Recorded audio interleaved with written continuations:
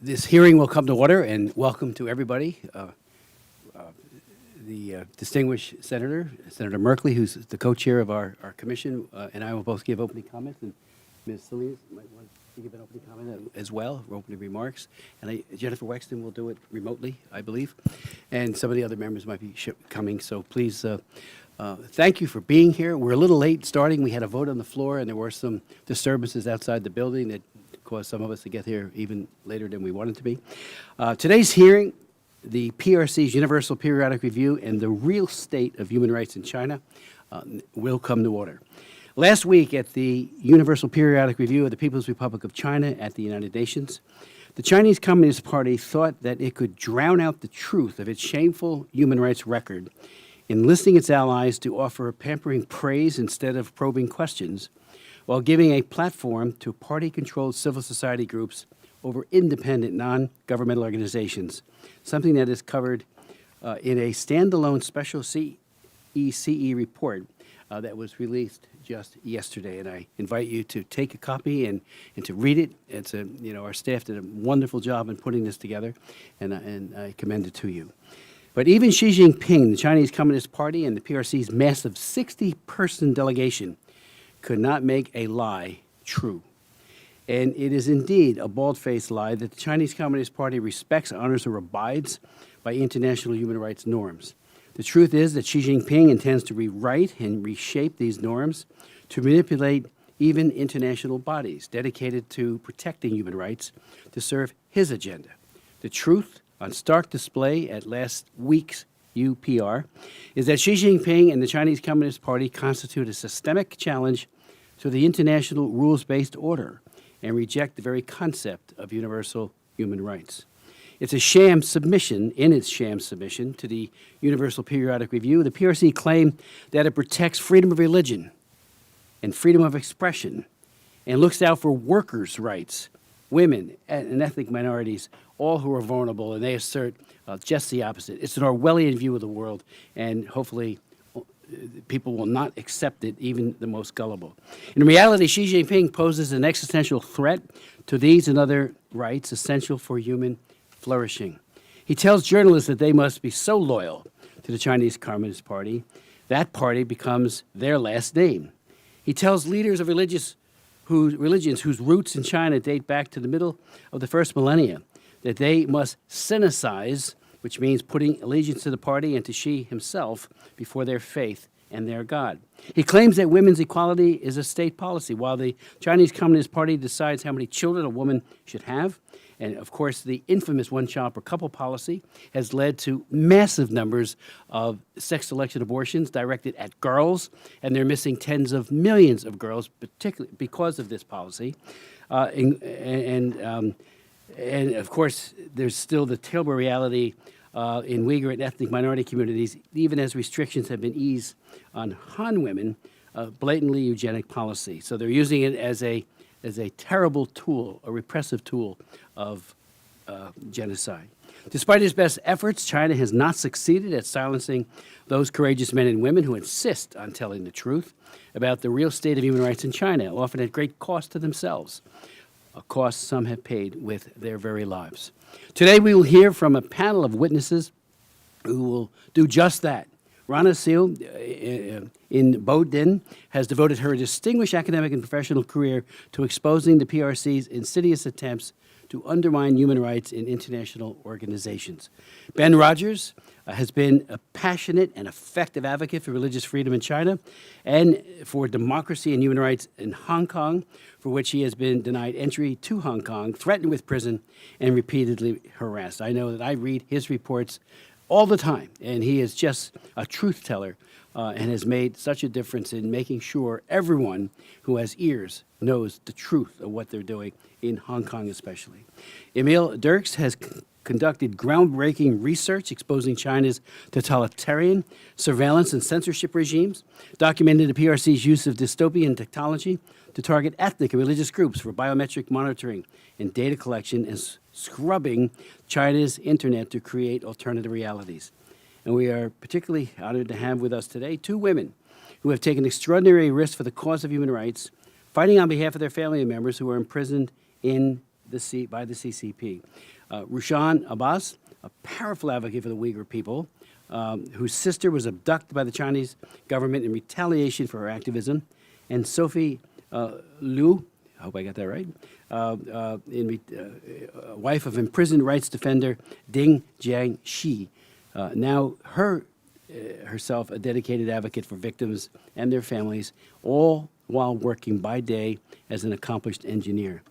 Ms. Liu, it is my privilege to share with you that the CECC has nominated your husband for the Nobel Prize for his tremendous service to the dream of democratic China. We've also nominated his ally and close collaborator, Xu Ye-yong, democracy campaigner and free speech champion, Jimmy Lai. I would remind everyone, his son, Sebastian, we had the privilege and honor of hearing him in this commission give a very, very passionate and strong and principled testimony on behalf of his dad and all the others. So we're very, very thankful for that. Today, I am keenly aware that those who are not here, whose voices can no longer be heard from, especially the voice of Cao Zhao Shung Li, who died in 2014 at the hands of the Chinese Communist Party, precisely because of her work to amplify the voices of independent civil society as part of China's Universal Periodic Review, the very process we're here to talk about. She was taken into custody on her way to Geneva in 2013, where she was to participate in a training on human rights for UPR. The Chinese Communist Party cruelty objected to even a moment of silence for her. At a UN Human Rights Council, in a hearing I held on the commission after her death, I said she is exactly the type of person Chinese government should embrace, not jail, discredit, and leave to die. She is not here, but her voice is not silent. She speaks along with Liu Xiaobo, who also died in PRC custody, and with who wrote from jail that their hopes for a democratic China. They made enormous sacrifices to tell the truth about the real state of human rights of China because they believed in and fought for a better China. And someday, when China is free and democratic, these will be the heroes that everybody in a free China will honor and revere. And there are many, but it's just amazing how many people have sacrificed so much. I urge my colleagues and those all joining us today to insist that the United Nations and its member states demand the truth about the PRC's human rights violations and hold Xi Jinping, a man who's committing genocide as we meet, and demand the truth about his record and to hold them to account. With that, I'd like to yield to my very good friend and colleague, co-chair of our commission, Senator Merkley. Thank you so much, Chairman Smith, for convening this particular hearing. The topic's appropriate for our first hearing in 2024 because it covers a spectrum of human rights challenges in China. Both this commission and the Universal Periodic Review serve as mechanisms to review China's compliance with international human rights standards in their own ways. The review of China, the fourth since the creation of the UPR process, gives us an opportunity to assess its outcomes to help us prioritize our work and inform the recommendations we make to Congress and the administration. Members of the Commission will find the issues raised at the UPR very familiar. We have documented in our annual reports and explored in our hearings genocide against Uyghurs, decimation of freedom in Hong Kong, colonial boarding schools of Tibet, and China's pervasive surveillance state, among other brutal behaviors.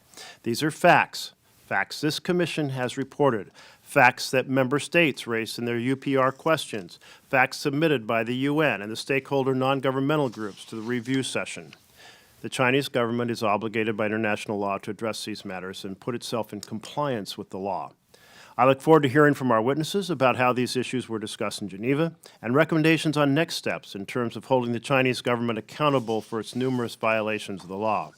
We also hope to hear about the methods the Chinese government employs to avoid facing these facts.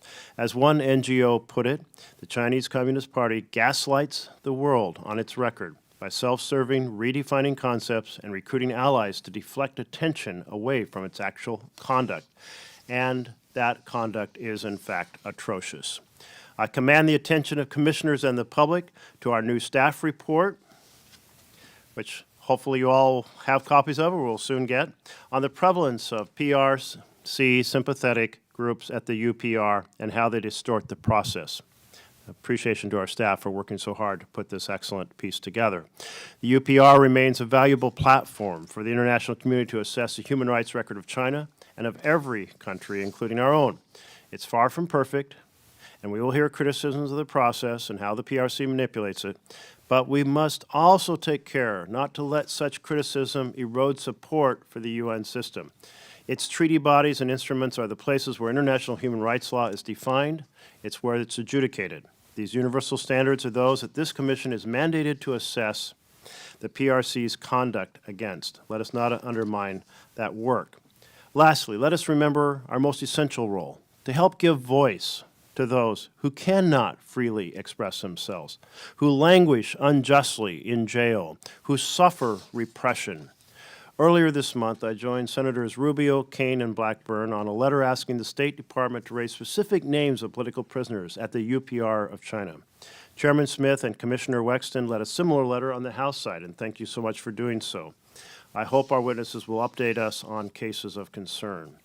I also note that the Chair and I have nominated our witness's husband, Ms. Liu's husband, as well as Jimmy Lai, Shuji Young, and Ilham Tohti for the Nobel Peace Prize. And thank you, Chairman, for mentioning that as well, because it's another way that we seek to shine a light on prisoners of conscience. Thank you to our witnesses for joining us today, bringing your expertise to bear, your courageous expertise, and I look forward to your testimony and insight. Thank you very much, Chairman Merkley. I'd like to now yield to Commissioner Salinas. Excuse me. Thank you to our co-chairs, Representative Smith and Senator Merkley, for holding this important hearing, and thank you to our witnesses for taking the time to be with us today. Recently, this commission has looked at China's human rights violations on the high seas and deep in the cobalt mines of the Democratic Republic of Congo, but this is an opportunity to align our work with that of the United Nations to peek behind the curtain and evaluate China's human rights abuses domestically. With that, I must also thank Ambassador Michelle Taylor, the U.S. Permanent Representative to the United Nations High Human Rights Council, for questioning China on their surveillance and harassment of citizens in the Xinjiang region and Hong Kong, as well as their mistreatment of Tibetans. In her allotted 45 seconds during the UN Universal Periodic Review of China, she also managed to question China on forced assimilation activities, forced labor, family separation, and sterilization in Xinjiang, and their repressive laws against other marginalized groups in China.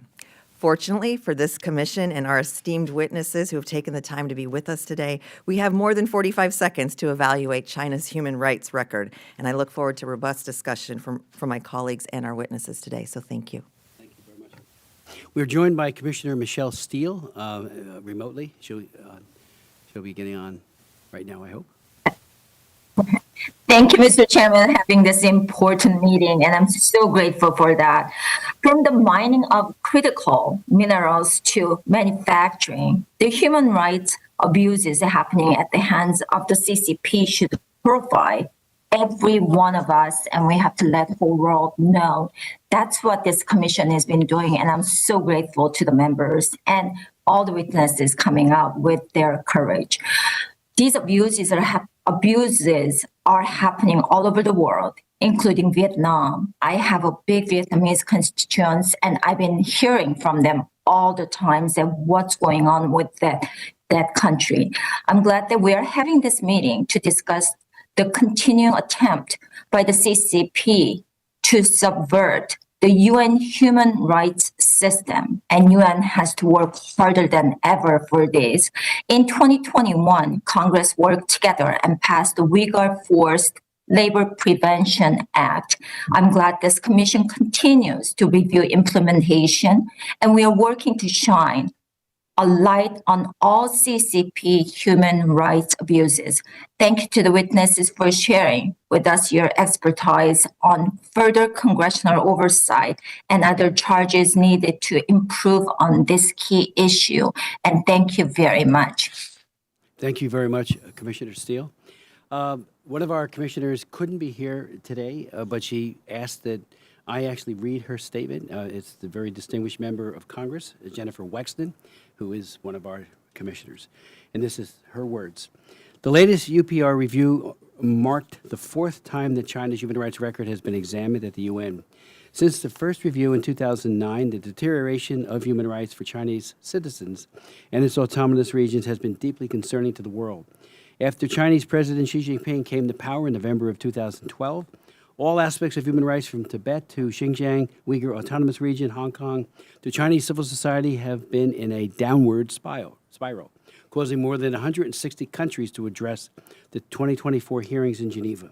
Among them, more than 50 states made targeted and detailed recommendations to Beijing on urgent issues. On January 18th, along with Chair Smith and 12 others, we sent a bipartisan letter to the State Department, which the distinguished co-chair mentioned a moment ago that they did the same on the Senate side, calling on Secretary of State Antony Blinken to raise the ongoing atrocities and human rights violations committed by the People's Republic of China during the UPR. We highlighted specific cases of imprisoned Uyghurs, persecuted Hong Kongers and Tibetans, and silenced human rights defenders and condemned the Chinese government's transnational repression of outspoken critics of the regime residing in the United States and in other countries. I'm glad to see that in the advanced questions submitted by the U.S. government, several individuals mentioned in our letter were highlighted, including Uyghur scholars Ilhan Tohti, Rahil Dawood, and retired Uyghur medical doctor Gulshan Abbas, whose sister, Rushan Abbas, is in attendance today.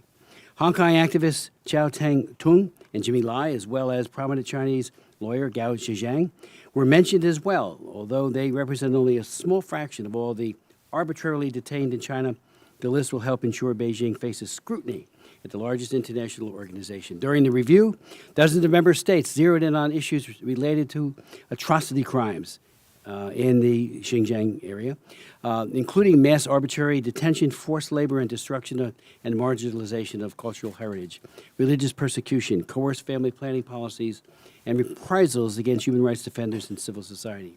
18 countries made recommendations related to human rights violations in Hong Kong, while 6 calling for the repeal of Hong Kong's draconian national security law. At the last China UPR in 2018, only 6 countries mentioned Hong Kong in their statements. It goes without saying that Hong Kong's worsening human rights after 2019 pushed more member states to take action. The same can be said for Tibet, as China faced unprecedented challenge to its human rights violations in Tibet, with a total of 20 member states making 24 recommendations and 3 mentions at the UPR. Yet the Chinese government continues to deny the scope and scale of violations of human rights documented in UN reports, while offering up its anti-human rights approach as a model for other countries. On the same day as the UPR, the Chinese government released a white paper entitled China's Legal Framework and Measures for Counterterrorism, justifying its policies in Xinjiang as anti-terrorism responses.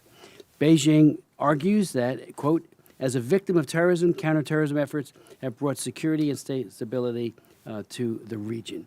In all future engagement, I urge, this is again our Commissioner Jennifer Wexton, I urge the U.S. government to hold the Chinese government accountable and ask it to end its ongoing gross human rights violations towards its own people and respect its human rights obligations through a meaningful cooperation with the UN system.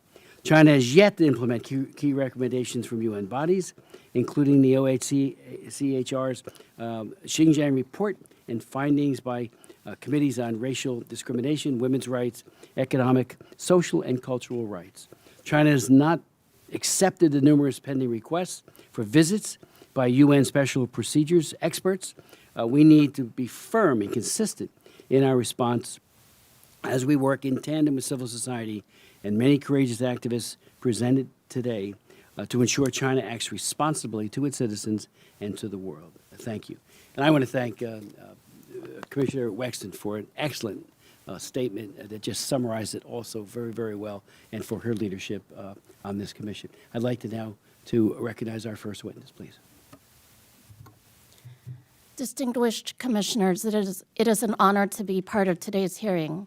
My remarks will focus on the Chinese government's actions to manipulate the Universal Periodic Review. My written statement expands on other ways the PRC is undermining the UN human rights system. I commend it to you.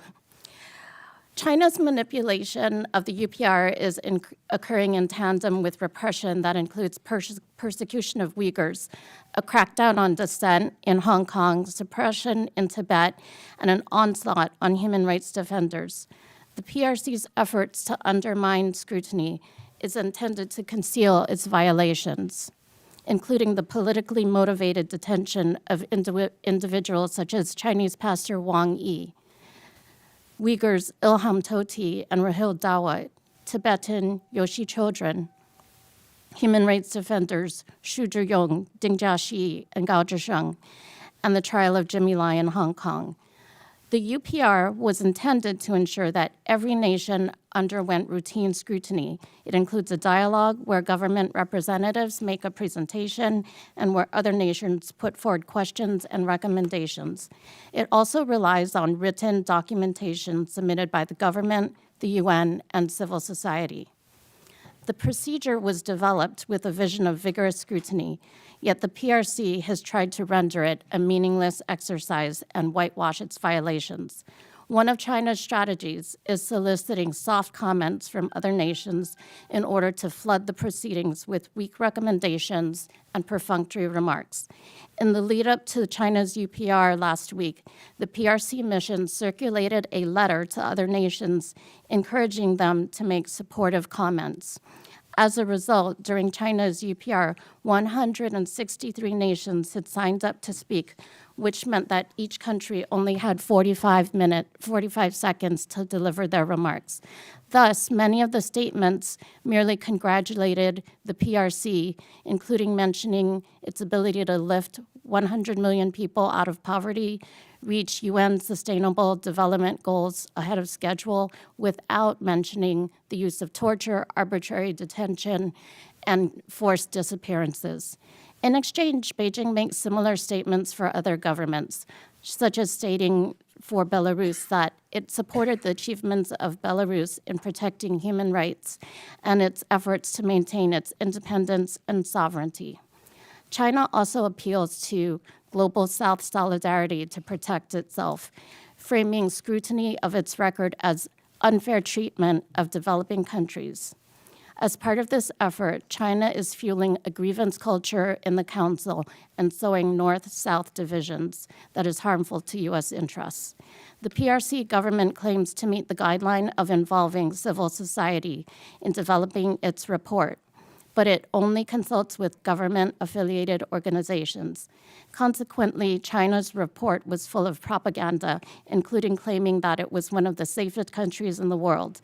The PRC also stated that the imposition of the national security law in Hong Kong meant that the days of, quote, social disturbance and fear are over, and that stability and order are restored.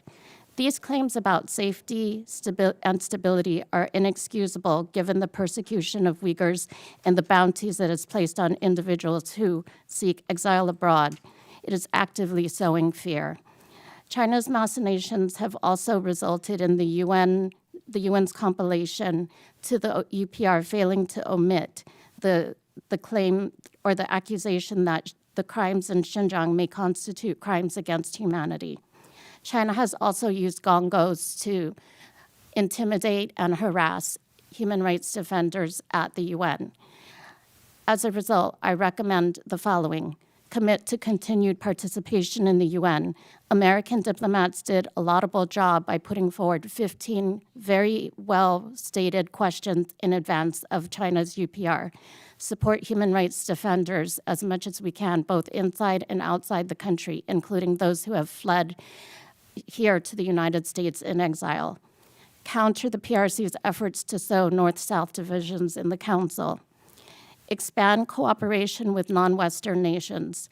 Brazil, Chile, and the Marshall Islands actually delivered relatively good remarks during China's UPR, and Somalia voted for the Xinjiang resolution.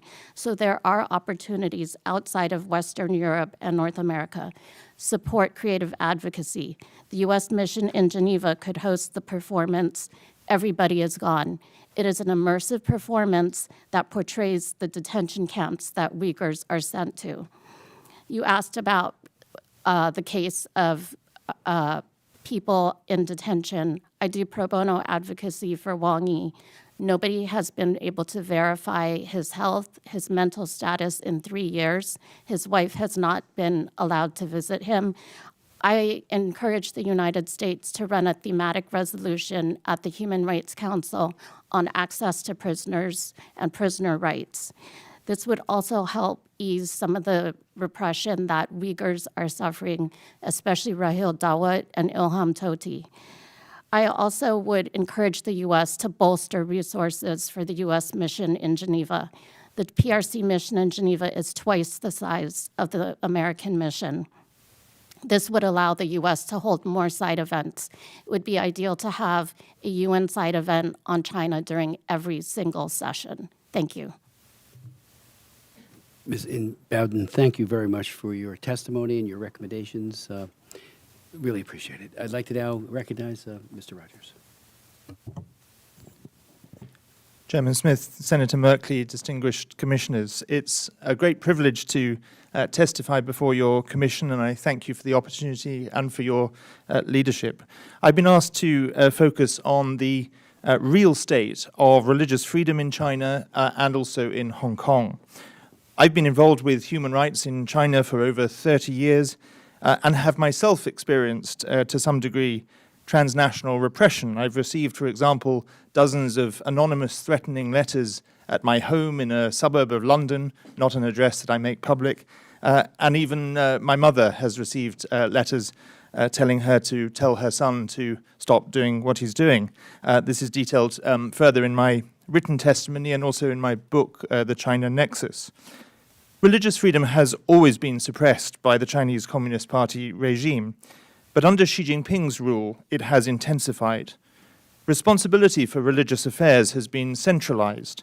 Xi has introduced a campaign of sinicization of religion aimed at the co-option and control of religion. New regulations strengthen state control over religion. Unregistered house churches have been outlawed and ordered to join the government-controlled church system. Many Christians have been imprisoned, such as Pastor Wang Yi, whose case has already been mentioned, of the Early Rain Church, who was sentenced in 2019 to 9 years. In July last year, leaders of Lin Fen Covenant Church were accused of forming, quote, a criminal clique. On January the 2nd this year, the Catholic Bishop of Wenzhou, Bishop Peter Shao Jumin, was arrested yet again. At least 20 Catholic priests were arrested in China last year alone. Hundreds of churches have been destroyed, crosses dismantled, portraits of Xi displayed in churches, and surveillance cameras installed. The persecution of Falun Gong and forced organ harvesting continues. In 2019, an independent tribunal chaired by the British lawyer Sir Geoffrey Nice, KC, concluded that this is indeed a crime against humanity. In Tibet, atrocities continue, with religious practice restricted, including through colonial boarding schools in which 1 million Tibetan children have been coercively separated from their families and indoctrinated into Chinese language, culture, and CCP ideology, cut off from their Buddhist religion and their Tibetan culture. The predominantly Muslim Uyghurs face a genocide as recognized by both the previous US administration and the current administration, by several parliaments around the world, and by the independent Uyghur Tribunal. Forced abortions, forced sterilization, forced labor, torture, and incarceration have accompanied widespread violations of religious freedom against the Uyghurs. And the crackdown on Muslims now goes further than the Uyghurs. Human Rights Watch has recently reported that in other provinces, quote, Chinese authorities have decommissioned, closed down, and demolished mosques. So whether you are a Christian, a Muslim, a Buddhist, a Falun Gong practitioner, or you follow another belief, in China today it is incredibly dangerous to practice your faith. In 2019, the then Ambassador at Large for International Religious Freedom, Ambassador Sam Brownback, said in a speech in the Foreign Correspondents' Club in Hong Kong, at a time when it was possible to make such speeches in Hong Kong, that, and I quote, the Chinese government is at war with faith.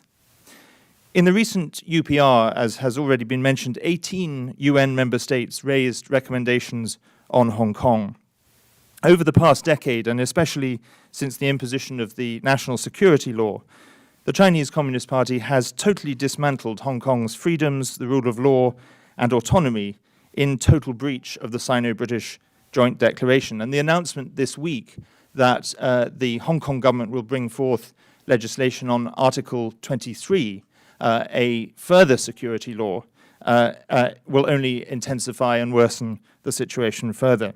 Freedom of expression, assembly and association and democratic participation have been destroyed.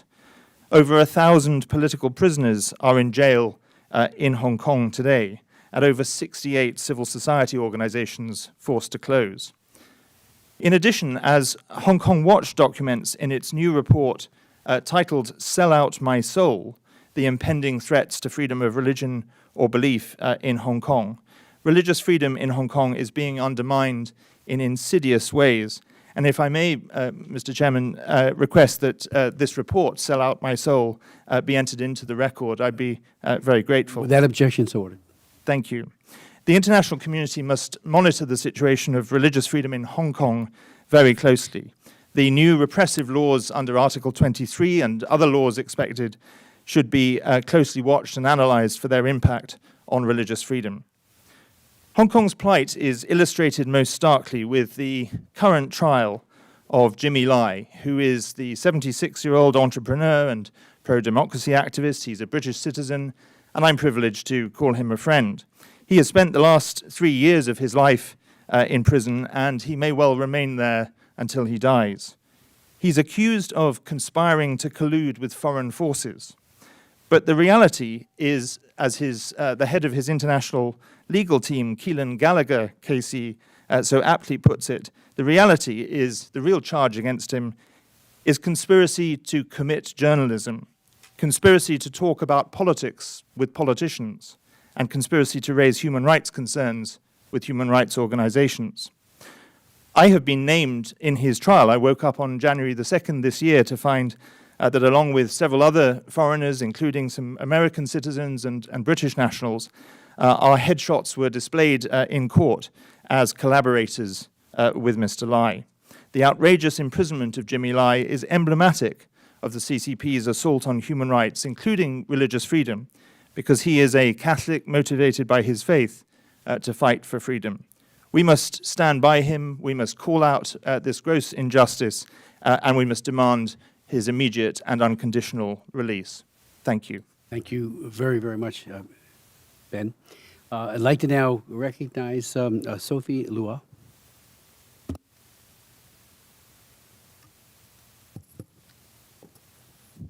Mr. Smith, Senator Merkley, and the distinguished member of the Commission.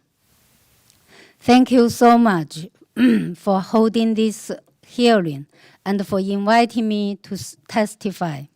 Today's hearing is so important to me as the wife of imprisoned Chinese human rights lawyer Ding Jiaxi, and as the director of advocacy of the NGO Humanitarian China. That is an organization pay attention to the political prisoners. We must continue to speak out about the horrific human rights violations committed by the Chinese government. This is all the more important in the wake of the Chinese official delegations' denials about its human rights abuses and the Chinese government's allies' empty praise of poverty alleviation and so-called rights safeguards at China's Universal Periodic Review in Geneva last Tuesday. Firstly, I want to thank the Commission for treating the cases of political prisoners before the UPR. That is so important and highlight the problem. I would also like to thank the US government for the robust statement it made during the UPR and for its advanced questions, including the focus on political prisoners and human rights defenders arbitrarily detained by the Chinese government. Since my testimony at CECC 2 years ago at the time of the Beijing Winter Olympics, I spoke at length about the case of my husband Ding Jiaxi and legal scholar Xu Ziyong. Chinese authorities secretly tried them and sentenced them to 12 and 14 years in prison, respectively. To date, no verdict has been issued to the families. After Shandong High People's Court rejected their appeals, authorities sent Ding Jiaxi to a prison in Hubei province and Xu Ziyong to a prison in Shandong province. Actually, yesterday, Xu Ziyong's sister tried to go to see him, but was threatened not to allow to talk with me and threatened to jail his sister. In April 2023, following the announcement of the verdicts of Ding Jiaxi and Xu Ziyong, I had the honor to testify before Chairman Smith at a hearing of House Foreign Affairs committees. We discussed how Chinese authorities persecute human rights defenders through enforced disappearance, secret detention, torture, coerced confession, fabrication of criminal evidence, closed-door trials, and sentences, highlighting that the Chinese government has absolutely no respect for any law. Today, I'm holding up an image that shows many current political prisoners in China. My heart aches terribly every time I see this picture, but I put it on my desk at home and I looked at it every day because I know I must let the world know about the human rights abuses in China and fight for the rights and call for the release of all the political prisoners. In my written testimony, I highlighted the main unlawful tactics used against human rights defenders by Chinese authorities with specific case examples, which includes enforced disappearance, torture, lengthy pre-trial detention, lack of access to medical treatment, heavy prison sentences, restriction on the rights of defense lawyer or imposing official assigned lawyers. Other human rights abuses inflicted on rights defenders include enforced labor in prison, randomly depriving political prisoners of their rights to be visited by family members. And right now, actually, this morning, my friends keep highlighting me that tortures also starts in the prison, usually during the investigation, but right now some torture in the prison also. Actually, not allow family member to visit them is already a mental torture to the prisoners. And also after they released, the government often keep them still under surveillance. That is what we call non-release release, as well as the persecution or harassment of the families of the human rights defenders, which include imprisoning their wives or loved ones, and depriving their children of the rights to attend school, as well as the imposition of travel bans and forced deprivation of their livelihood. I deeply appreciate the countries, in addition to the US, that specifically asked the Chinese government to end arbitrary detention and forced disappearance and its abusive treatment for human rights defenders during the UPR. And I look forward to your continuous support to the family of human rights defenders as we fight for their basic rights and seek the unconditional release of the political prisoners. Thank you very much. Sophie, thank you so much for your testimony. I know you I don't think you would mind me mentioning that you were baptized in December, and that has given you and your faith an enormous amount of strength and encouragement. Thank you for what you are doing and bearing witness to the ugly truths of what the PRC is doing to your family and to everyone else. Thank you. I would like to now recognize Emil Dirks, who's coming to us via, he's in Toronto, so he'll be on the, coming in through Zoom. Thank you, distinguished members of the Commission, for holding this important hearing on the state of human rights in China, and for the opportunity to testify today. My name is Emil Dirks, and I'm a research associate at the Citizen Lab at the University of Toronto. Today, I will discuss three aspects of Chinese state-backed online censorship. One, online censorship profoundly impacts Chinese citizens' freedom of opinion and expression. Two, both Chinese and US companies contribute to online censorship. And three, censorship is linked to repression in and outside China. I'll conclude with recommendations for how the US government can demand accountability from perpetrators and provide assistance to victims. So first, the Chinese government severely restricts Chinese citizens' freedom of opinion and expression through online censorship. Inside China, authorities block access to thousands of websites, including foreign media, human rights organizations, and the website of this very commission. One of the clearest measurements of state-mandated censorship comes from Great Firewall Watch, a platform created by researchers at Stony Brook, the University of Massachusetts Amherst, UC Berkeley, and the Citizen Lab at the University of Toronto. Since its inception in March 2020, gfwatch.org has discovered more than 640,000 blocked domains.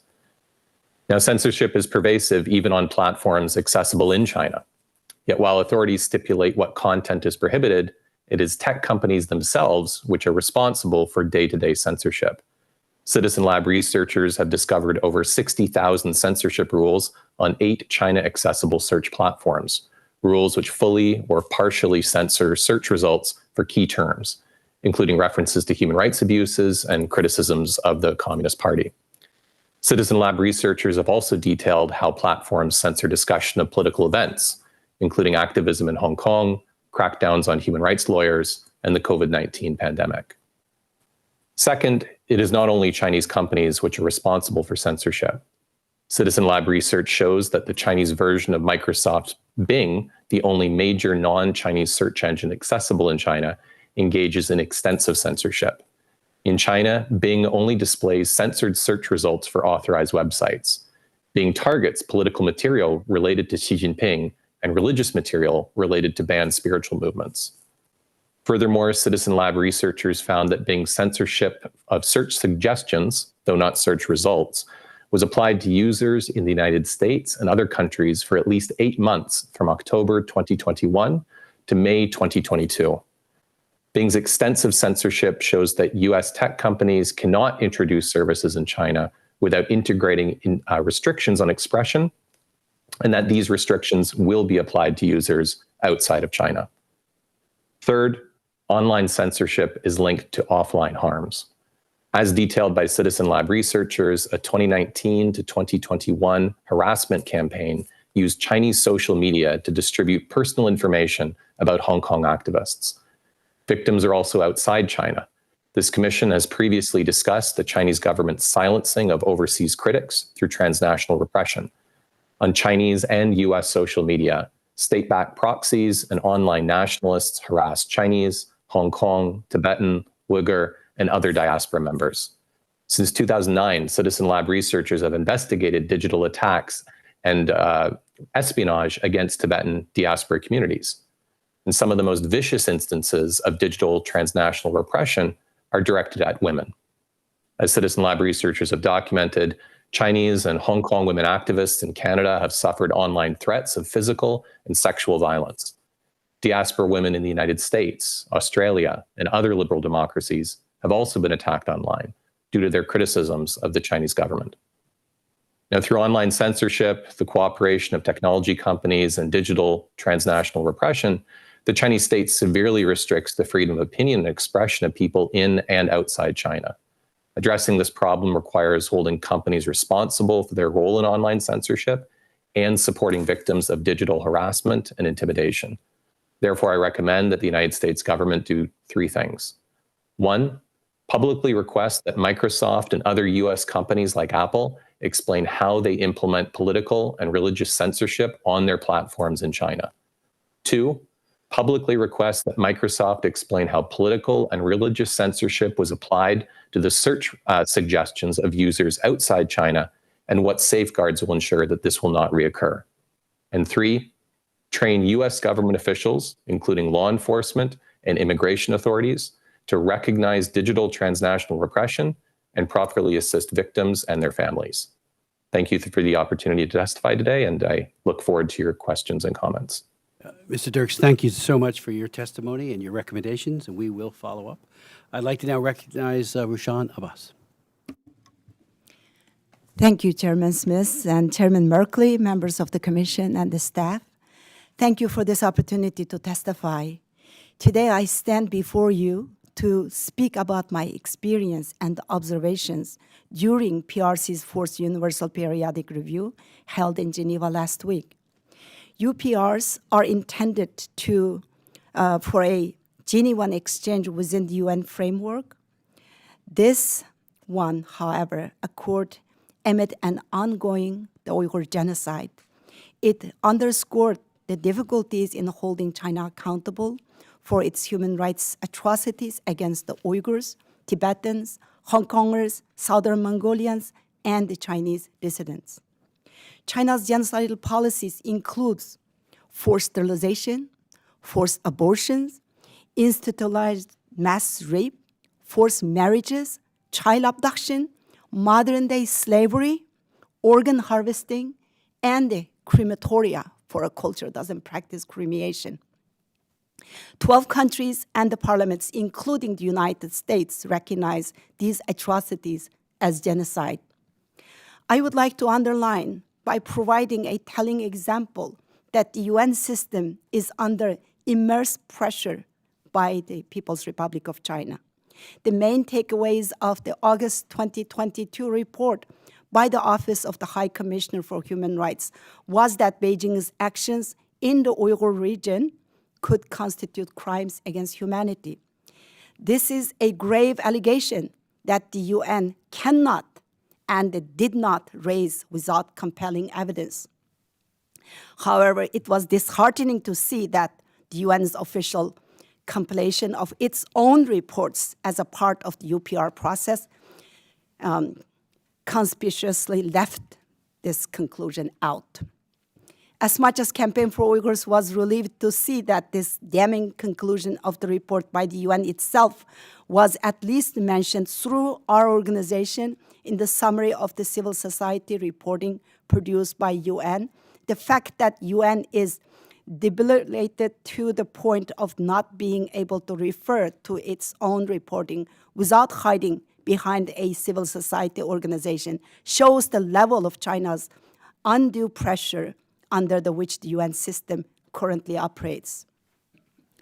In the lead up to the UPR session, Campaign for Uyghurs filed with the UN its stakeholder submission, which was referenced extensively in the UN summary of stakeholder submissions, shedding a light on China's atrocities. We seek your permission, Mr. Chairman, to enter this document into the record as well. Without objection, sir. Thank you. In Geneva, I witnessed how a totalitarian state aiming to silence dissent and legitimize its oppression worldwide worked to exploit this UN mechanism to receive an international seal of endorsement. I was there last week with my team and my niece Ziba, who attended UPR. It was heartbreaking to see her sitting in the room with the very people that put her innocent mother in jail, continuously whitewash their crimes against humanity. Before the session began, pro-CCP students and the Chinese government-organized NGOs were sent to overcrowd the venue, restricting access to authentic human rights defenders. They attempted to limit civil society participation, and it took our persistent efforts with the UN Secretariat to secure access to the hall that clearly had more available space. Defining the UN rules, pro-China individuals spent hours in the upstairs of the gallery photographing member state delegates and the activists from Uyghur, Tibetan, and the other Chinese dissident groups, including myself. Another pro-China attendee was taking pictures of Tibetan and the Uyghur rights defenders as we were standing in the line to enter the hall. And unfortunately, it took repeated cries from the activists to get the UN security to stop this individual. I saw a pro-Chinese attendee jotting down notes on his phone while looking over at an Uyghur activist's computer. This deliberate surveillance occurred inside the UN, a space meant for secure and open discussion on human rights. There are common tactics used by the CCP to intimidate and monitor human rights advocates in the international forums, especially those dedicated to unveiling the true state of the human rights in China. 163 countries requested to speak. Each was granted just 45 seconds to provide recommendations. Over 120 countries either ignored China's dark record or commended its so-called progress. This included nations that, by their own account, should stand against the repression and not endorse it. It was jarring how sharply this orchestrated praise contradicted the realities of the PRC rule that put marginalized groups under an indefensible persecution. As Representative Salinas noted in her opening remarks, I also want to applaud U.S. Ambassador Michelle Taylor for her resolute stance among the 28 countries which spoke against the human rights atrocities. In just 45 seconds, Ambassador Taylor delivered 8 recommendations on the ongoing Uyghur genocide, violations in Tibet, Hong Kong, Macau, and mainland China. As Chairman Smith mentioned, while the session was underway, China released a white paper on counterterrorism, timed to distort the facts and spread misinformation about the Uyghurs. This move aimed to divert attention from the ongoing genocide and shape a narrative more favorable to China's interests. Despite conclusive research, survivor testimonies, and witness accounts, as well as several leaked documents from the CCP itself, side events organized by the Chinese government and the government-sponsored NGOs presented propaganda to cast doubt on the established evidence, which I've discussed further in my written testimony.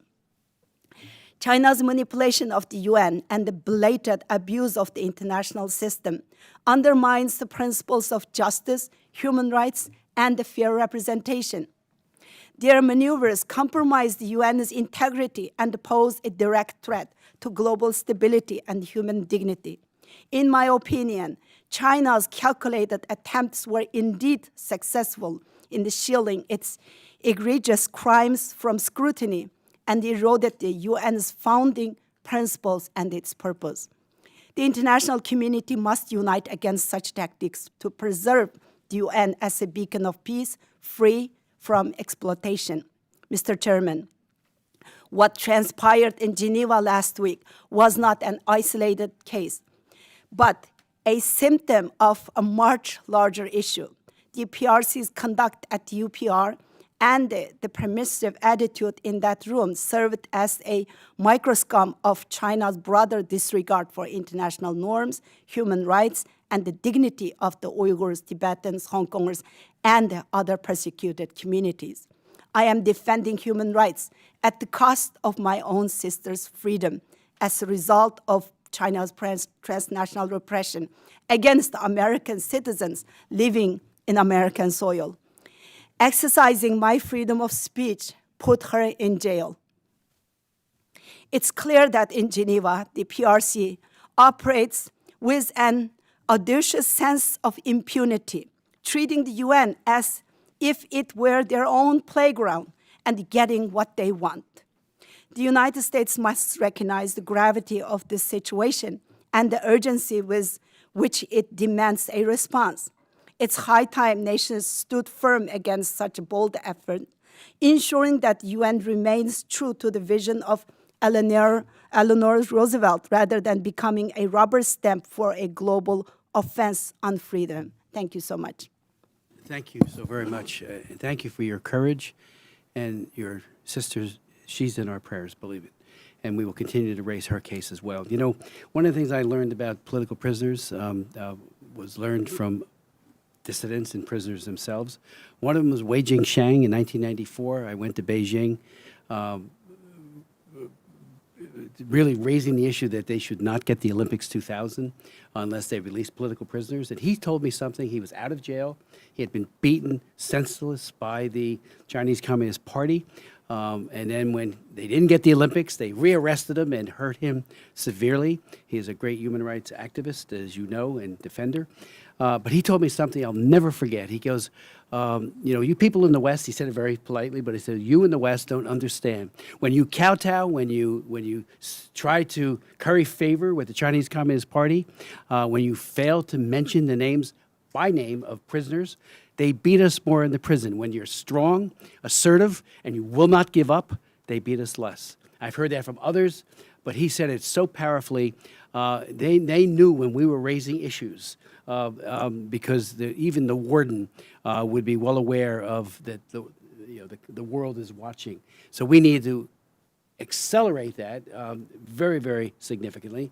And to your point, Ms. Inbowden, that and others, we just have to continue. I mean, our database, as you know, as a commission, is second to none, and we need to over and over every delegation that goes, or anyone who has interlocutors with Chinese officials on any issue, from environmental to trade, especially trade, list of prisoners, raise them by name. Why is this person being tortured?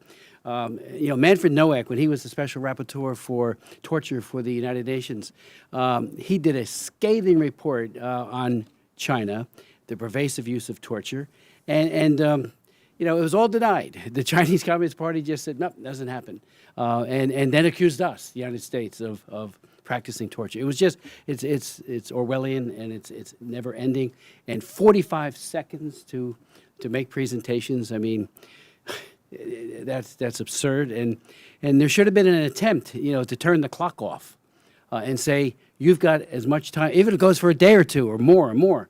How dare they, on the worst violator of human rights on the planet, which gets away with a review with good content coming from the United States and others, but it doesn't get the airing that it deserves. So, so the point of prisoners, we all need to double down on that and make sure that every parliamentarian, every government official, when people from the Commerce Department meet, bring it up.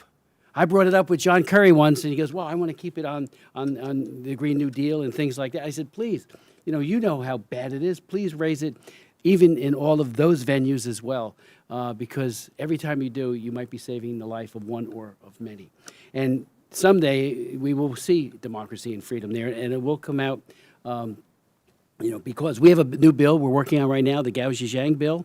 I'm going to introduce it very shortly, and I'm looking for co-sponsors. And I want to thank Bob Fu, who's been, just never-ending. Pastor Fu runs China Aid. He was a Tiananmen Square activist, was in prison, and he has been a light to all of us. And Gao Zhejiang and his wife and his daughter, who are here, both testified in the past, so we need to really elevate his and the others who are political prisoners.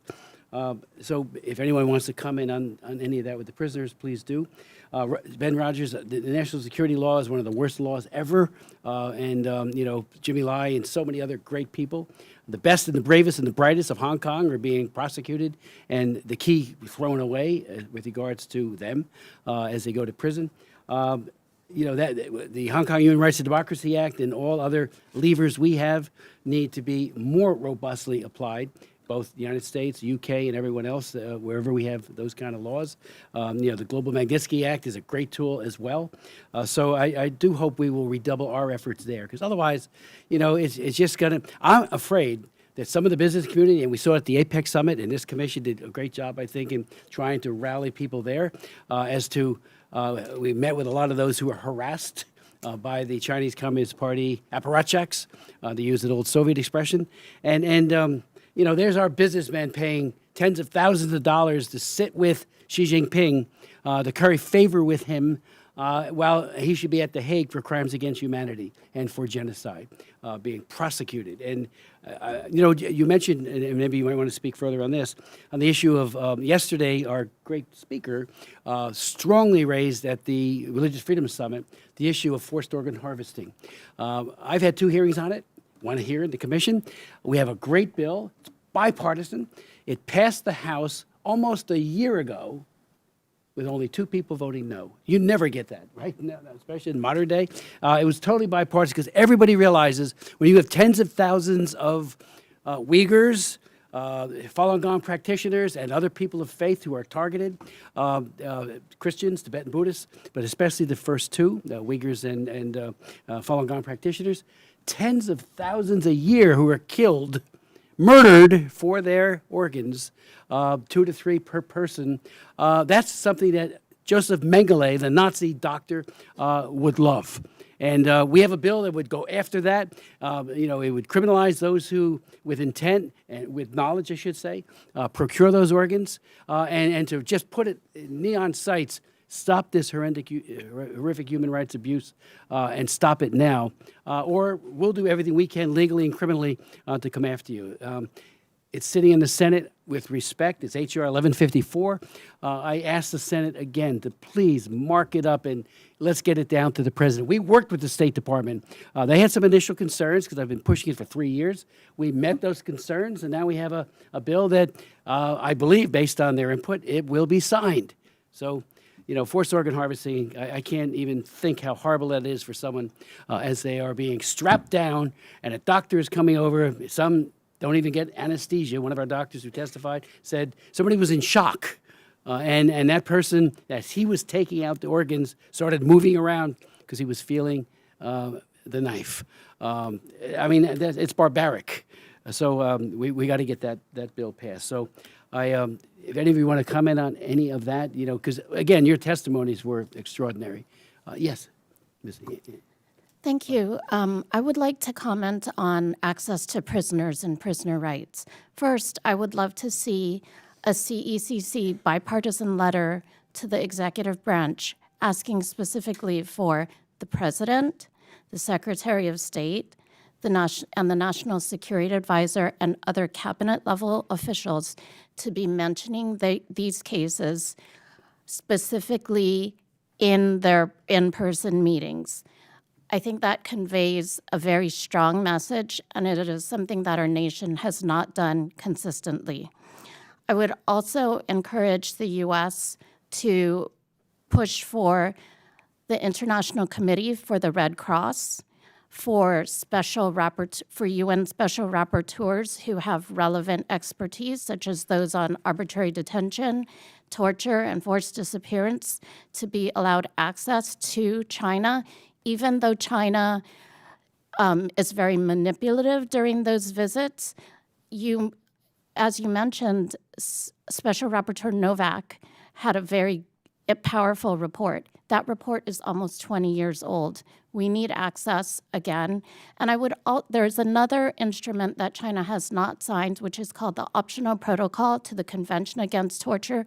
It allows for a rotating visiting monitoring process to investigate prisons and other places where people may be detained. I think these are all very concrete steps. I would also encourage the United States to work with Latin American countries. That region's own experience with the dirty wars and forced disappearances may make them very sympathetic allies in this battle. Thank you. Mr. Rogers. Thank you.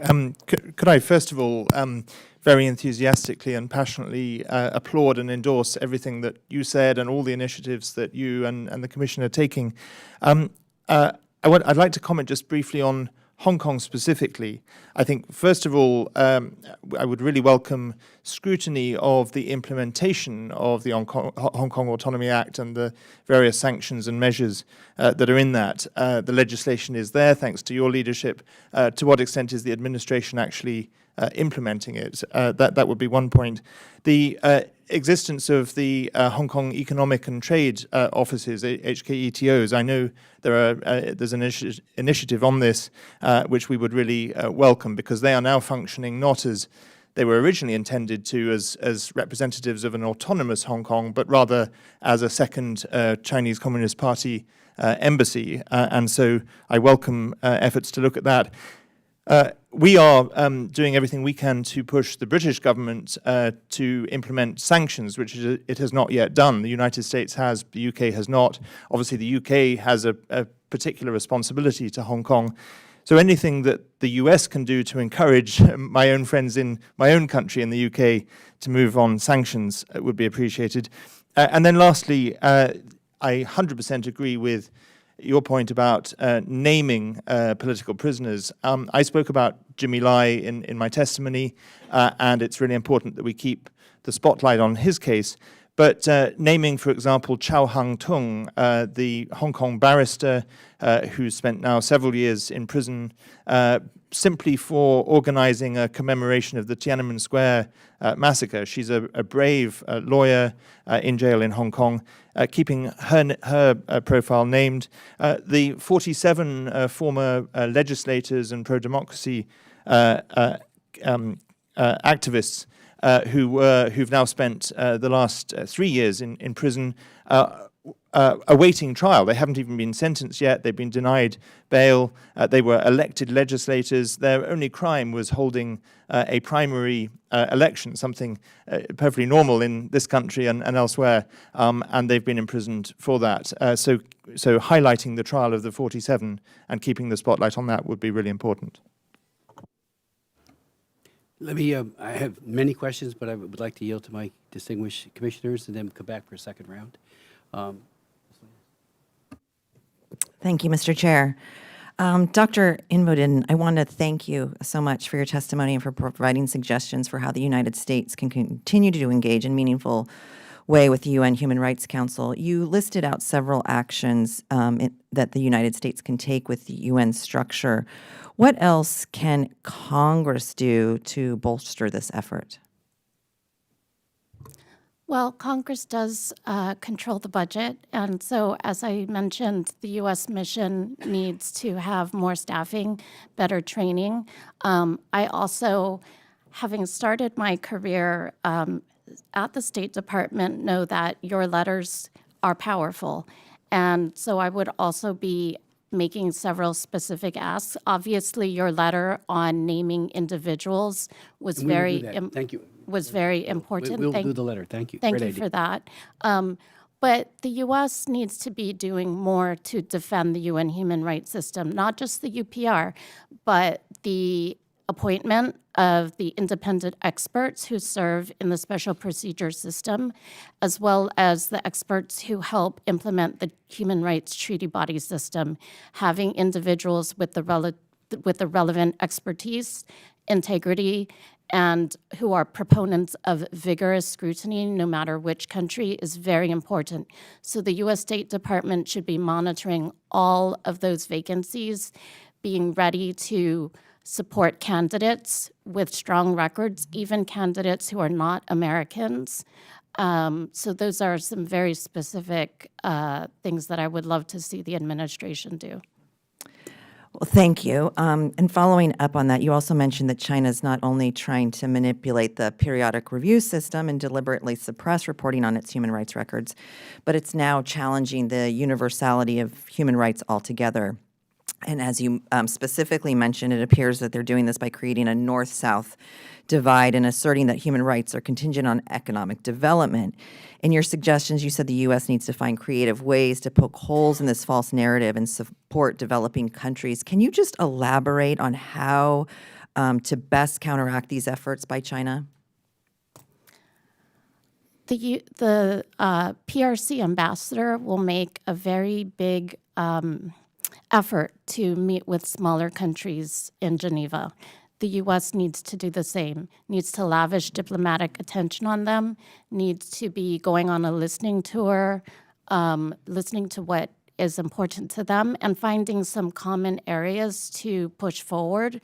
I think also, as I mentioned, some creative diplomacy or advocacy by the U.S. mission could include a film festival featuring films from Uyghur artists, Hong Kongers, and Tibetans, as well as I can't emphasize how powerful this everybody is gone immersive performances. You actually experience what it's like to enter a detention camp.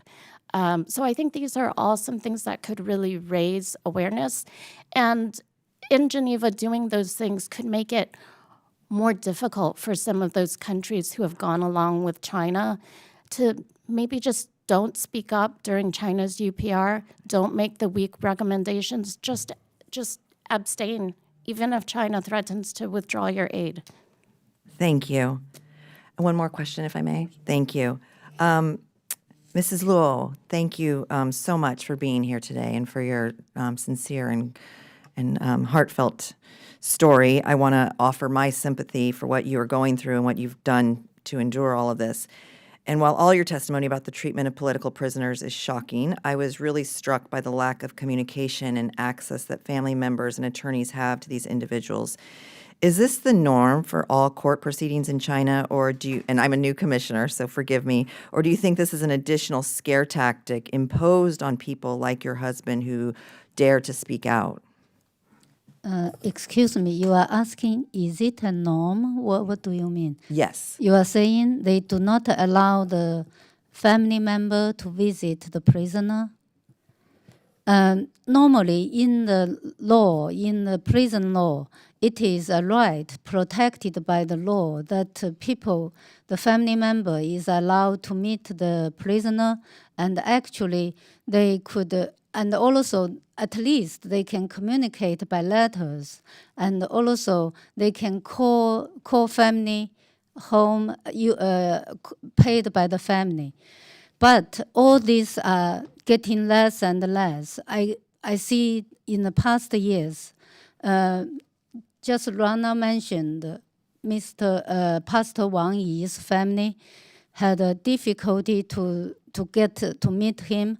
And right now, although they are able to meet him, they are not allowed to speak to anyone. Same as Xu Ziyong's sister I just mentioned. And right now, my husband's family, they dare not to go to see them because the moment they go to see them, the security person start to harass them and threat them. So this became, it's a law, but totally not being respected in China. Thank you. And truly the reason for my question is just to highlight this duality, right? The out-facing to the rest of the world, but then really how they treat people who speak out against their practices. So thank you. Thank you. Commissioner Zenke. Thank you for all your testimony. It is important. I guess bring it home to University of Montana, home of the Grizzlies.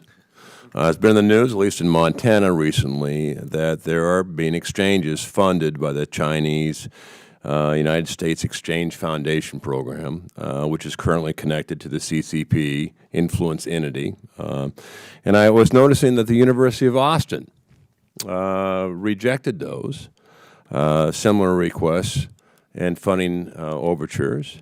So could you explain to me what the exchanges are, the purpose in your opinion, and why did you reject it? Sir, that's an excellent question. I think that there are many reasons to be worried about CCP-backed programs like that, the Confucius Institutes and others. The Confucius Institutes are only part of the broader effort that the PRC is making in terms of propaganda in the academies too. In all honesty, it was my husband, Professor William Inboden, who was deeply involved in speaking with university leadership and making them aware of some of those dangers. I'm very proud of his work on that, but I need to give credit that it was that in Bowdoin that took on that battle. And do you have any advice for the University of Montana, the home of the Grizzlies? Why don't you have me come and give a talk and talk to them about some of the dangers of CCP propaganda and the CCP's vision for world order? You know, I'll thank you so much. The president is a personal friend of mine and a special forces individual. I'll reach out, and I'd love to see that.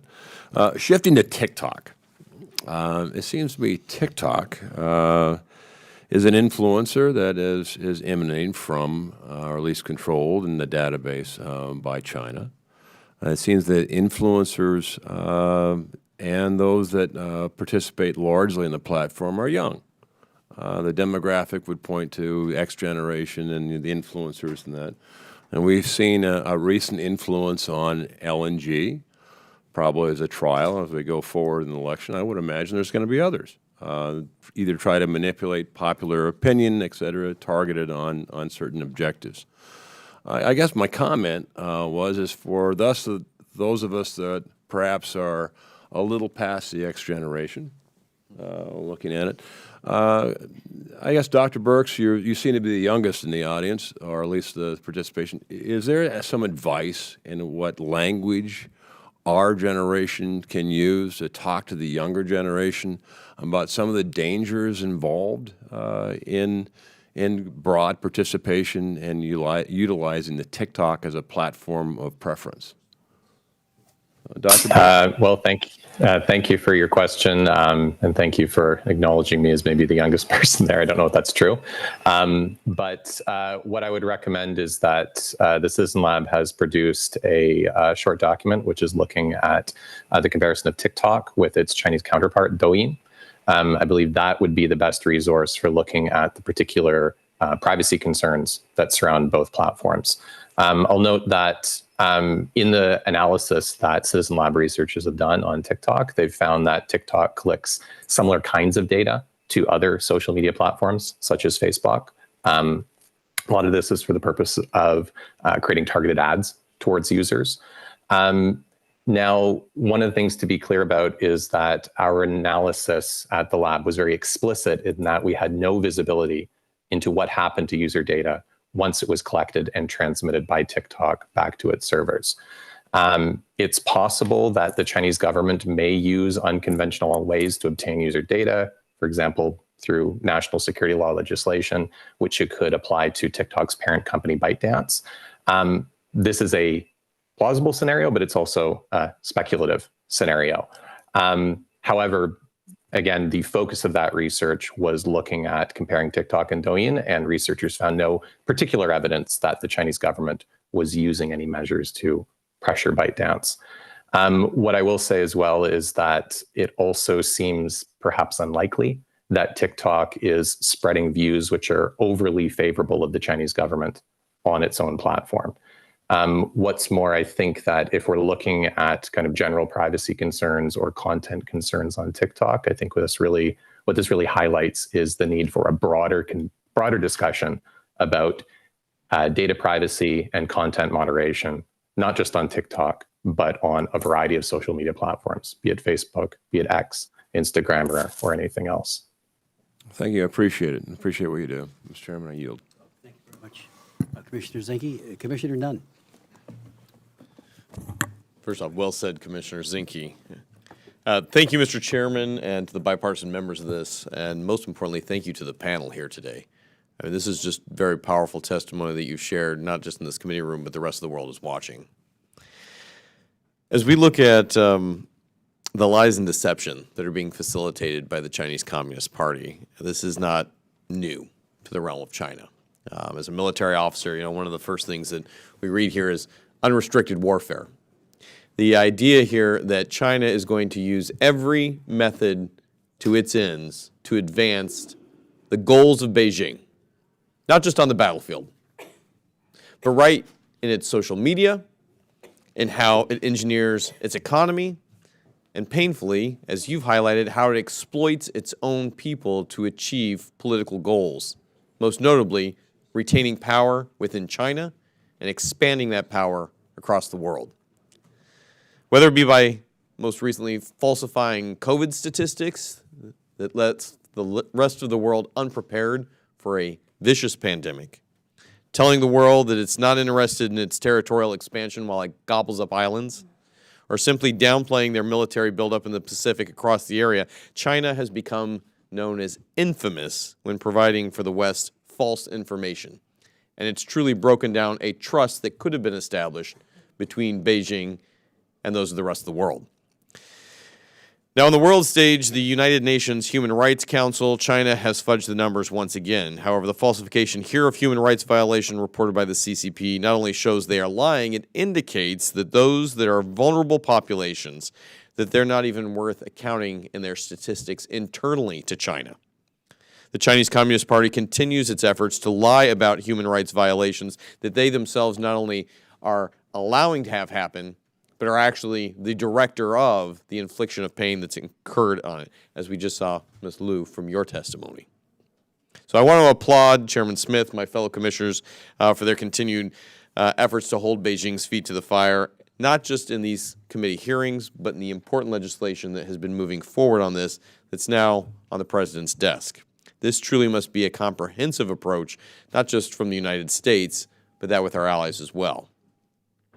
So the bottom line is that if China wishes to amend its rocky relationship, not just with the West, but with the entire world, it needs to start by telling the truth and being transparent in that truth. So I'd like to get to our witnesses, Mr. Chair, and Mr. Rogers, I'll begin with you. Obviously, we have seen a dramatic transition in all of our lifetimes here in Hong Kong. One of the first things we saw is the extrajudicial procedures that were put in place to pull people out of Hong Kong in violation of the commitment that Beijing made to take them to courts outside. Could you speak to us briefly on how that has had a chilling effect on democracy in Hong Kong? Thank you. Yes, the most significant development in the last year has been the issuing of arrest warrants and $1 million Hong Kong dollar bounties on the heads of now 13 Hong Kong activists, including those in the United States, in the United Kingdom, and in Australia. And certainly that has had a chilling effect. Some of those individuals who are courageous, long-standing activists have very understandably rethought how public they should be, not so much for their own safety, but because their family members in Hong Kong, after the issuing of these arrest warrants, were then called in for questioning. So the threat and the use of families of exiled activists in Hong Kong is a really horrific tactic by the CCP. I want to dig one deeper here. Xi Jinping has identified religious work as being a priority. Can you talk to us what religious work in his mind would mean and what that impact has had on people across China? Absolutely. This is his campaign of sinicization of religion. He's now made several unprecedented speeches. His predecessors as leaders of the Chinese Communist Party seldom, if ever, made speeches on religion. He's made now several. But what he means by sinicization is not enculturation of religion. It's not about adapting religion to Chinese culture. It's about coercing religion to the Chinese Communist Party's propaganda, to become a tool of the United Front work department, and to preach not the tenets of any particular religion, but rather the teachings of the Chinese Communist Party. The religion of Xi Jinping and Xi Jinping alone. Ms. Abbas, you obviously are a religious minority. You represent the voice of so many millions who have been unheard inside China today. Could you talk to us both what the Chinese say publicly, again going back to the lies and misdirection of religious freedom according to the law, and how China has used this according to the law standard to really suppress people using that law? Thank you so much, Mr. No.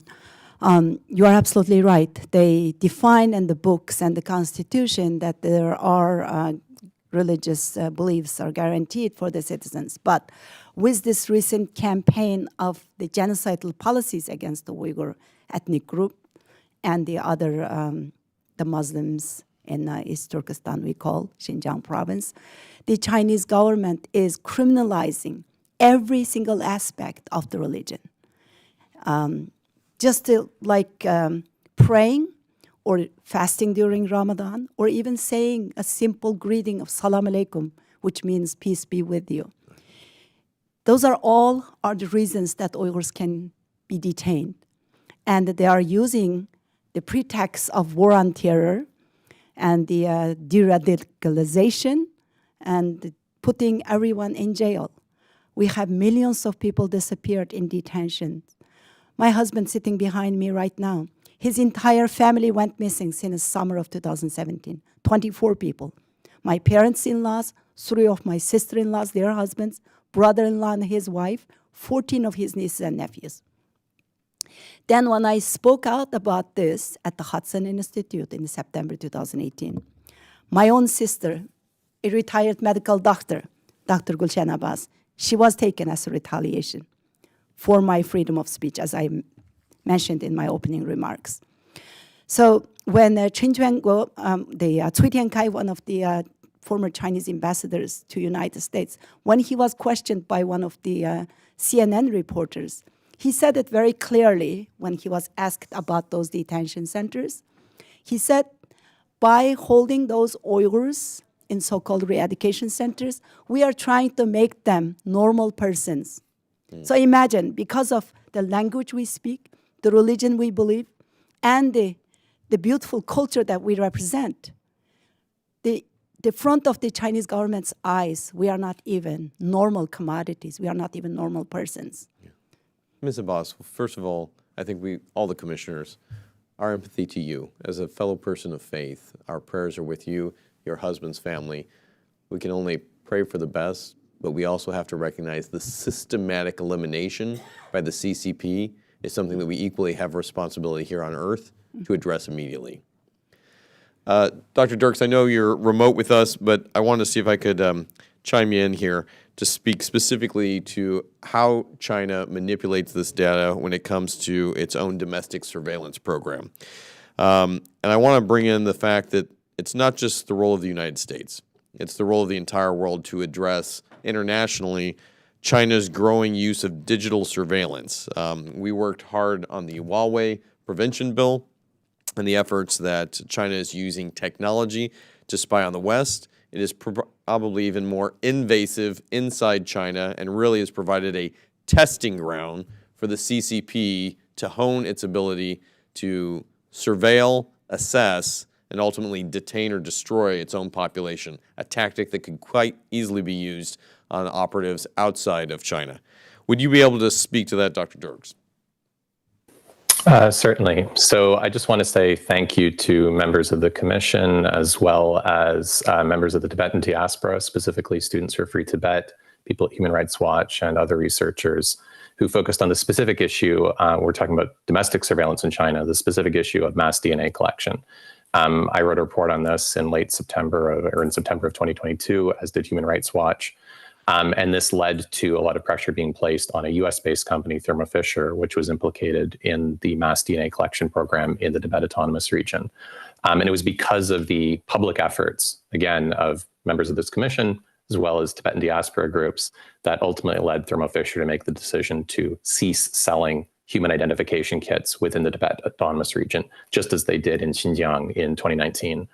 So what I think this highlights is that there is a large role, an important role to be played by people in the public sector, in civil society, in the media, researchers, as well as members of legislatures and liberal democracies, to put pressure on both Chinese and non-Chinese companies for their involvement in these kind of programs.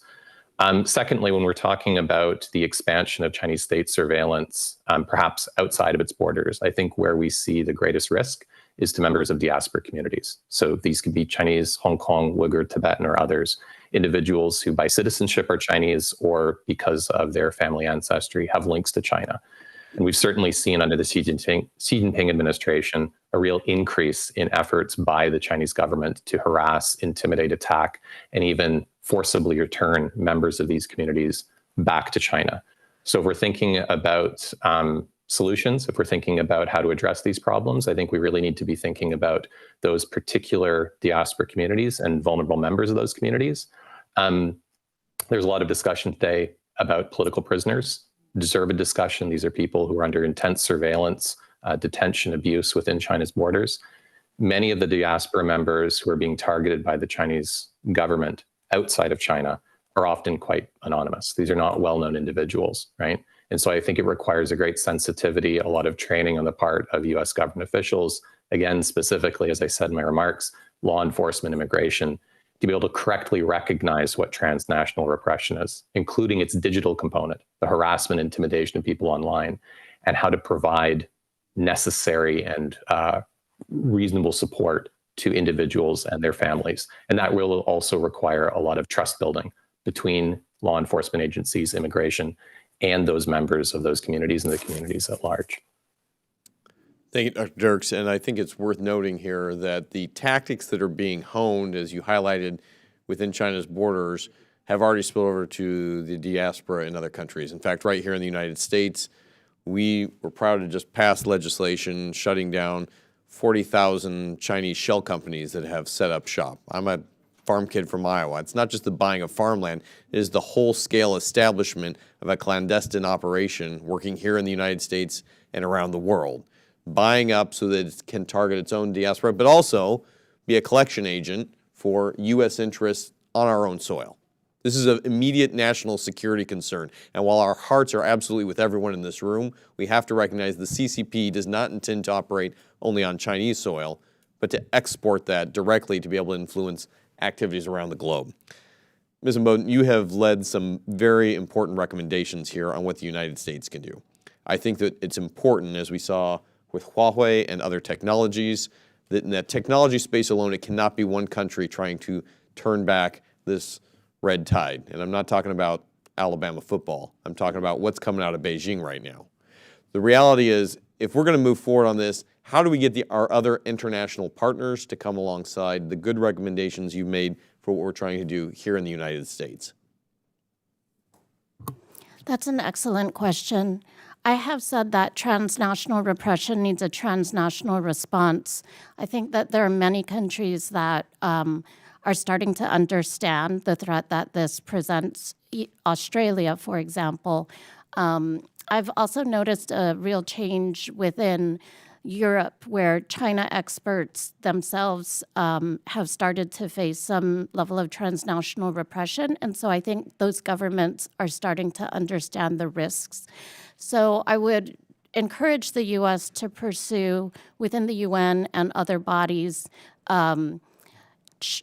joint resolutions, shared initiatives to combat transnational repression, UN Human Rights Council resolution on transnational repression, information sharing between federal agencies, especially law enforcement, on transnational repression. I would also like to see the United States government, I'll say that I think at the federal level, the U.S. has made great strides in recognizing it, but I think that it needs to be much broader and include also state-level officials being aware of transnational repression. I would also like to see, frankly, the UN security understand transnational repression because as my fellow witness indicated, on UN grounds, people feel threatened by Chinese representatives from gongos, and I think that isn't really not excusable. 5 years ago, many of us started making recommendations to the UN on what UN security could do, and I don't think that has been implemented to date. I want to thank each member of the panel here and highlight specifically, Ms. Imboden, to your point, both what we can do at the international level, but as you highlighted, at the federated state levels here as well to have a unified front. And Mr. Rogers, as you noted earlier, those bilateral relationships with countries that have the capacity to stand up, Australia, the United States, Japan, Korea, Great Britain certainly. These are the countries that have to lead the way. The United States has certainly been on board with this, but we have to stand with our neighbors in communities that don't have the ability to stand on their own. And I look at some of our friends in Southeast Asia, and the island nations. They need the support as well, with the largest percentage of Chinese living in those communities that also face this direct threat, both economically, socially, religiously, but most importantly, politically as well. Thank you very much, Commissioner. I appreciate the opportunity to be here, Mr. Chairman. Commissioner Nunn, thank you very much, as always, for your incisive questioning. Let me just ask some additional questions, and anything else you would like to say to us, to the Commission today as well. On transnational repression, I've introduced the Hong Kong Economic and Trade Act, which is going after those three outposts. It's a natural follow-up to the Hong Kong Human Rights and Democracy Act, and it has passed in committee. It'll be on the floor shortly. And it empowers the White House, the Secretary of State, to end it, to get them out of here. They're a malign influence. We saw it at the APEC summit when they were coordinating the efforts to suppress, especially Uyghurs and others who were all demonstrating. I mean, it was horrible to see how that was their post to launch. I spent a better part of 5-6 hours reading every one of their websites for all three of them. And there they are defending aggressively, Ben Rogers, the national security law in Hong Kong, how great it is. And, and they're supposed to be the teller of truth for economic transparency for the Chinese Communist Party. Couldn't be further from the truth. So that's one way. Senator Merkley has an excellent bill on the Senate side. We have the companion bill here on the House side on transnational repression. Again, they're both bipartisan. We're hoping to get that legislation passed. His bill number is S-831. Mine is H.R. 3654. And it just protects targeted individuals, trains law enforcement so that they're more equipped and aware of what to look for, because sometimes we've seen this with other human rights abuses like trafficking. It could be standing right in front of you, and you don't really understand, that's not that they don't know. There just needs to be a very significant training capacity and for each of those. So, and there's also other aspects to it, but they're both great bills. They're identical, and we're hoping to get those passed as well. It's got to be done. I've heard from so many in the diaspora on how they're surveilled, worse, they're threatened, and Bob Fu went through with it. He had to move out of his home because of what these fake and communist, Chinese Communist Party apparatchiks again were doing to him, and he got through it. Let me just say too,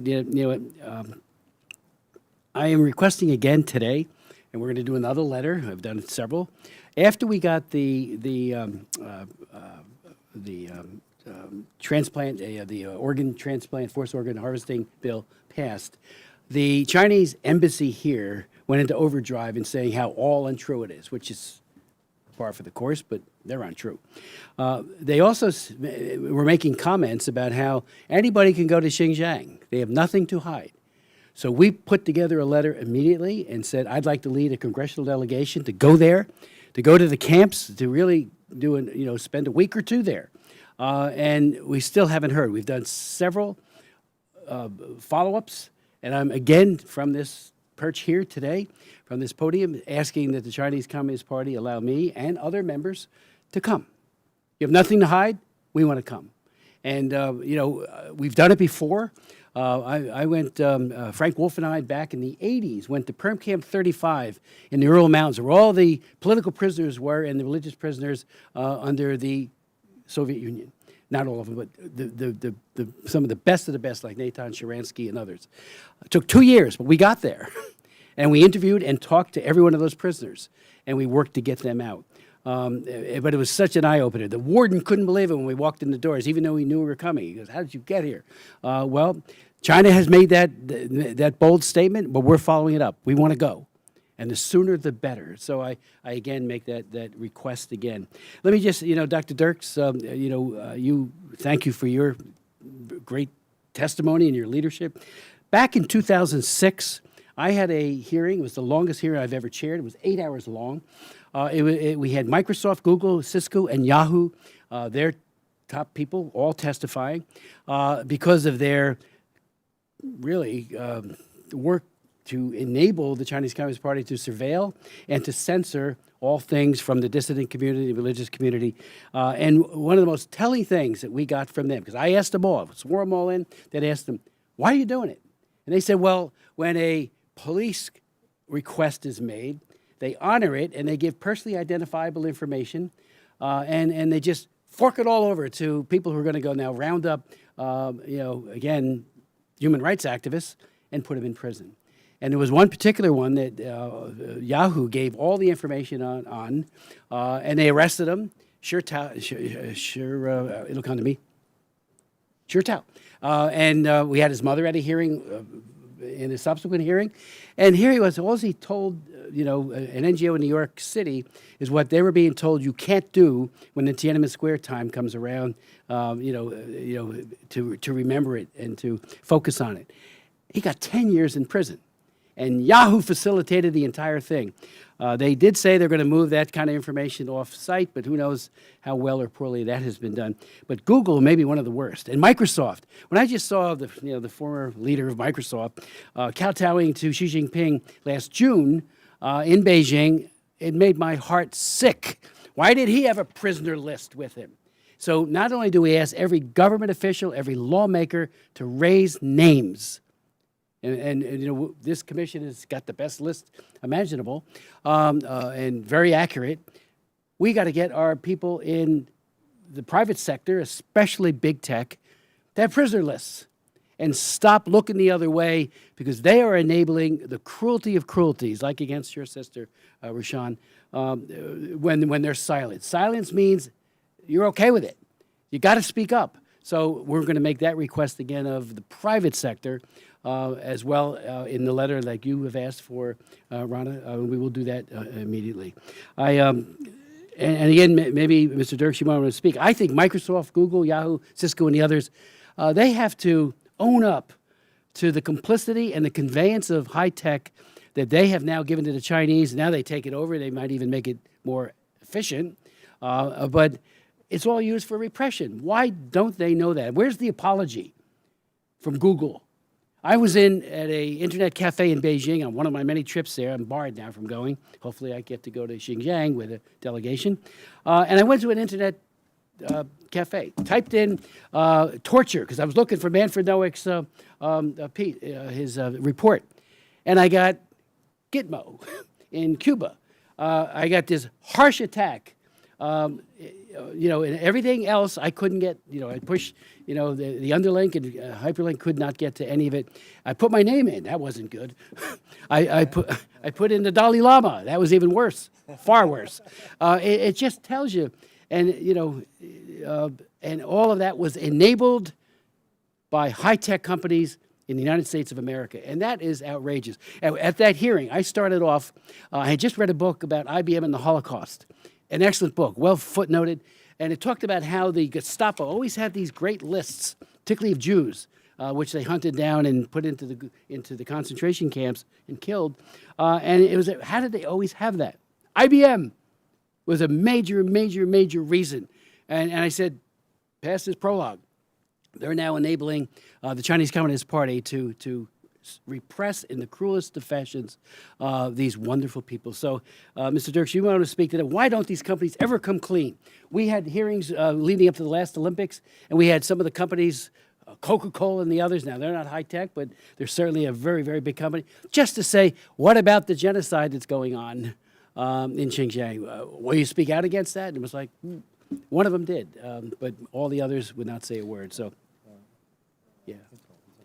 But so if any of you want to respond to any of that, I would appreciate it. Mr. Dirks, why don't these companies ever come clean? It's just troubling beyond words. And it also has military implications, as we all know. And that came out in our hearing with Cisco and the others, but especially Cisco. They had a command and control capability they sold called PoliceNet. So that now the Chinese Communist Party police could better track down and share with each other the dissident community and the human rights activists and the religious freedom people. So you might want to speak to that, Dr. Dirks. And let me just say to all of you, maybe you want to respond to this, what happens now? Yes, there will be a response period pursuant to the periodic review, but this should be the beginning of a new focus, a pivot to a new focus, not a one and done. And some report shows up on a bureaucrat's desk, and he goes, "Oh, look at this!" Throws it into the shredder. There's got to be real follow up, and I'm glad that so many did raise, including our government, very, very serious questions. I mean, that is, we got to take this to a new level. That's why we're having this hearing. And so I would ask you as well if you could speak to what's next. Well, thank you for your question. In terms of tech companies, you mentioned Microsoft, Apple. As I stated in my recommendations at the end of my prepared remarks, I would encourage the U.S. government to publicly request that Microsoft and other U.S. companies which are operating within the People's Republic of China and Hong Kong to publicly explain how they're implementing or why they're implementing political and religious censorship on their platforms in China. Often these companies are not transparent about what particular content moderation or censorship practices they're putting in place. That would be a major step that the US government could take, simply demanding that these companies actually explain how they're implementing content censorship on their Chinese-based platforms. More broadly, I think this raises the question of what are the ethical commitments of any company that is engaging with Chinese state actors, and in particular, the Ministry of Public Security. So this was an issue, again, that was raised in the discussions around mass DNA collection in the Tibet Autonomous Region, and previous to that in Xinjiang, specifically as it related to the involvement of Thermo Fisher in selling human identification kits in those regions. The Ministry of Public Security, China's state security apparatus, there is a long, well-documented history of human rights abuses there, documented by researchers, advocacy organizations, journalists, again, members of this commission. It is not conceivable that corporate entities which are engaging or pursuing a commercial relationship with state actors, specifically the police in China, are unaware of this history of human rights abuses by the Ministry of Public Security, by Chinese state security agencies. So I think it's incumbent on those companies to be able to publicly explain to governments, to the public, to journalists, to shareholders, why they feel comfortable engaging in commercial relationships with a state entity that is known to commit human rights abuses against Chinese citizens within its borders, and potentially implicated in human rights abuses against diaspora members outside of Chinese borders. Thank you, Dr. Dirks. Roshan. It's extremely important for our administration to take some necessity tangible steps, especially the U.S. mission in Geneva. They should be provided with enough resources and the capabilities to push back the China's influences in U.S. So whatever we can to provide the resources, the staff, and the funding, they cannot do their job while the Chinese government has 100 times more money and resources. And the U.S. mission in Geneva is at the forefront of this. And our administration really need to take seriously, as you mentioned, Chairman Smith, at the beginning, any kind of kowtowing or leaning into the engaging and the dialogue with the Chinese government, they take it as signs of being weak, and it will embolden them, empower them more. So if we want to hold the Chinese government accountable, we really need to take real tangible steps. Thank you. Sorry, because of my English is not very good, and also I don't quite understand the rule. When Ms. Salinas asked me the situation, I didn't put forward my recommendation. I am a project manager. Or everything, I think we need a solution, or say suggestion, proposal.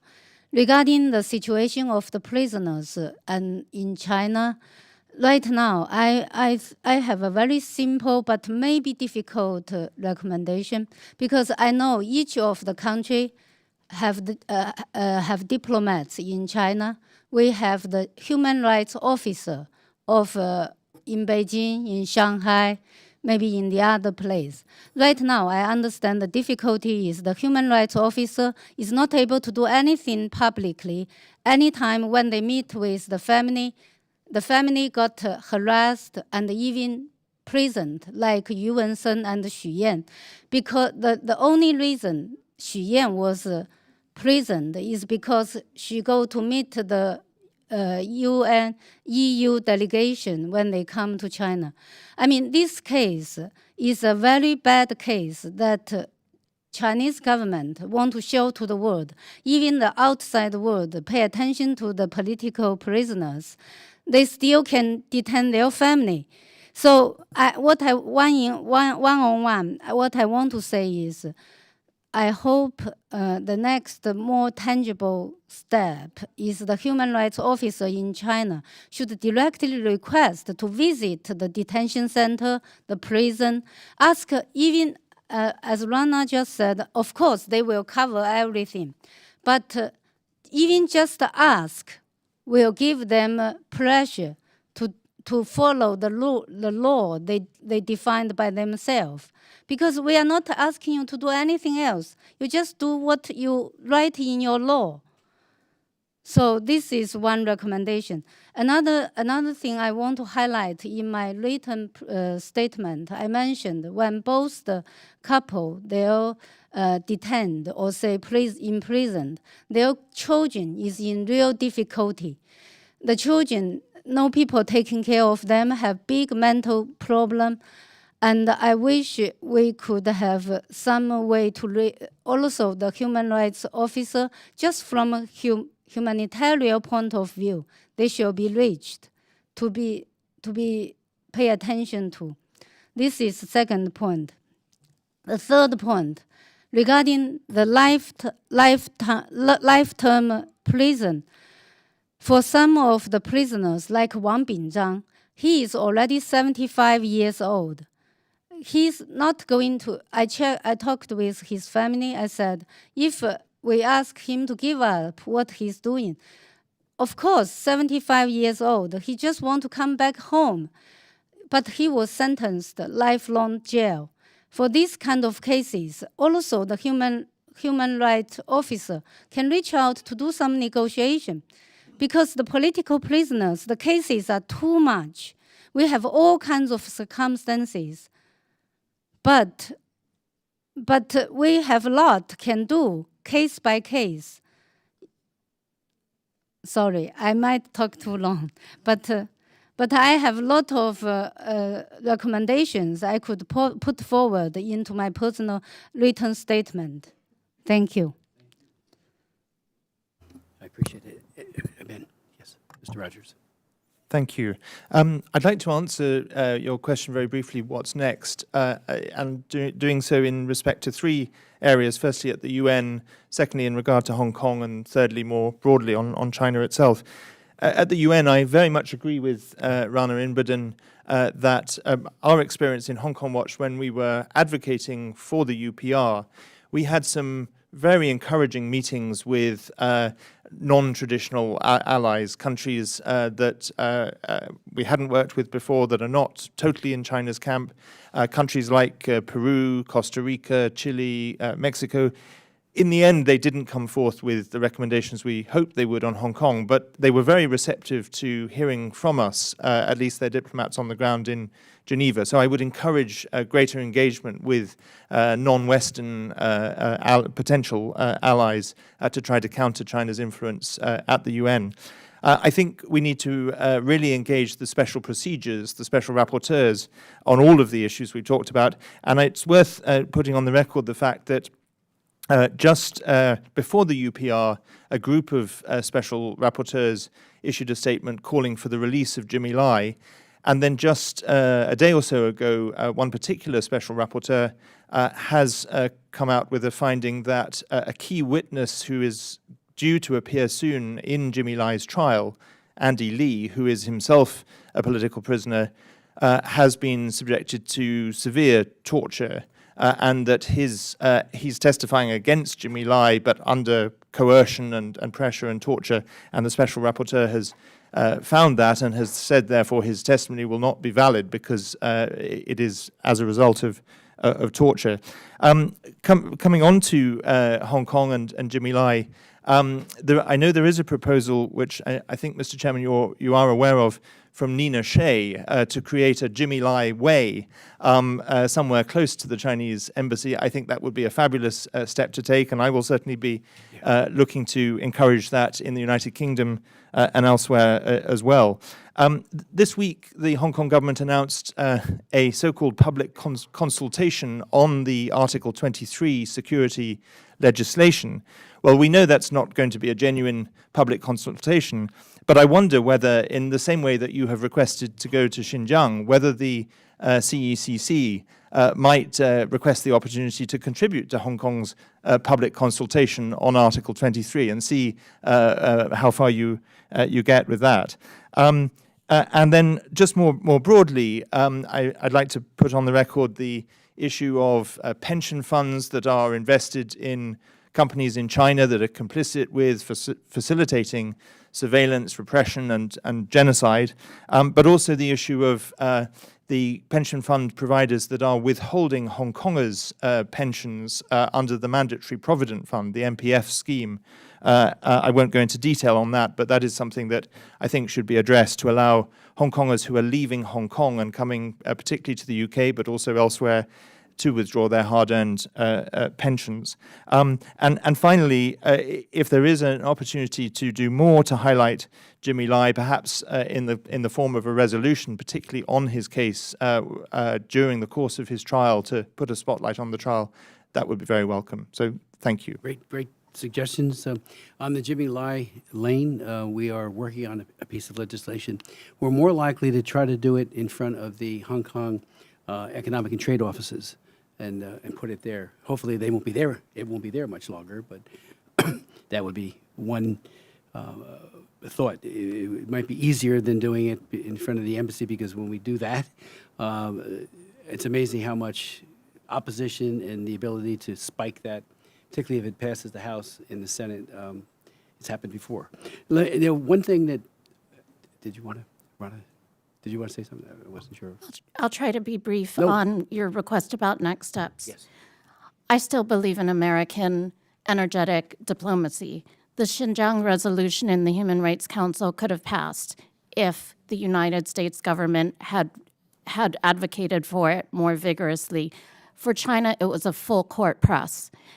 For the United States, I honestly think that more calls at higher levels to certain other governments would have secured at least an abstention, if not some votes in favor of it, including, for example, Ukraine.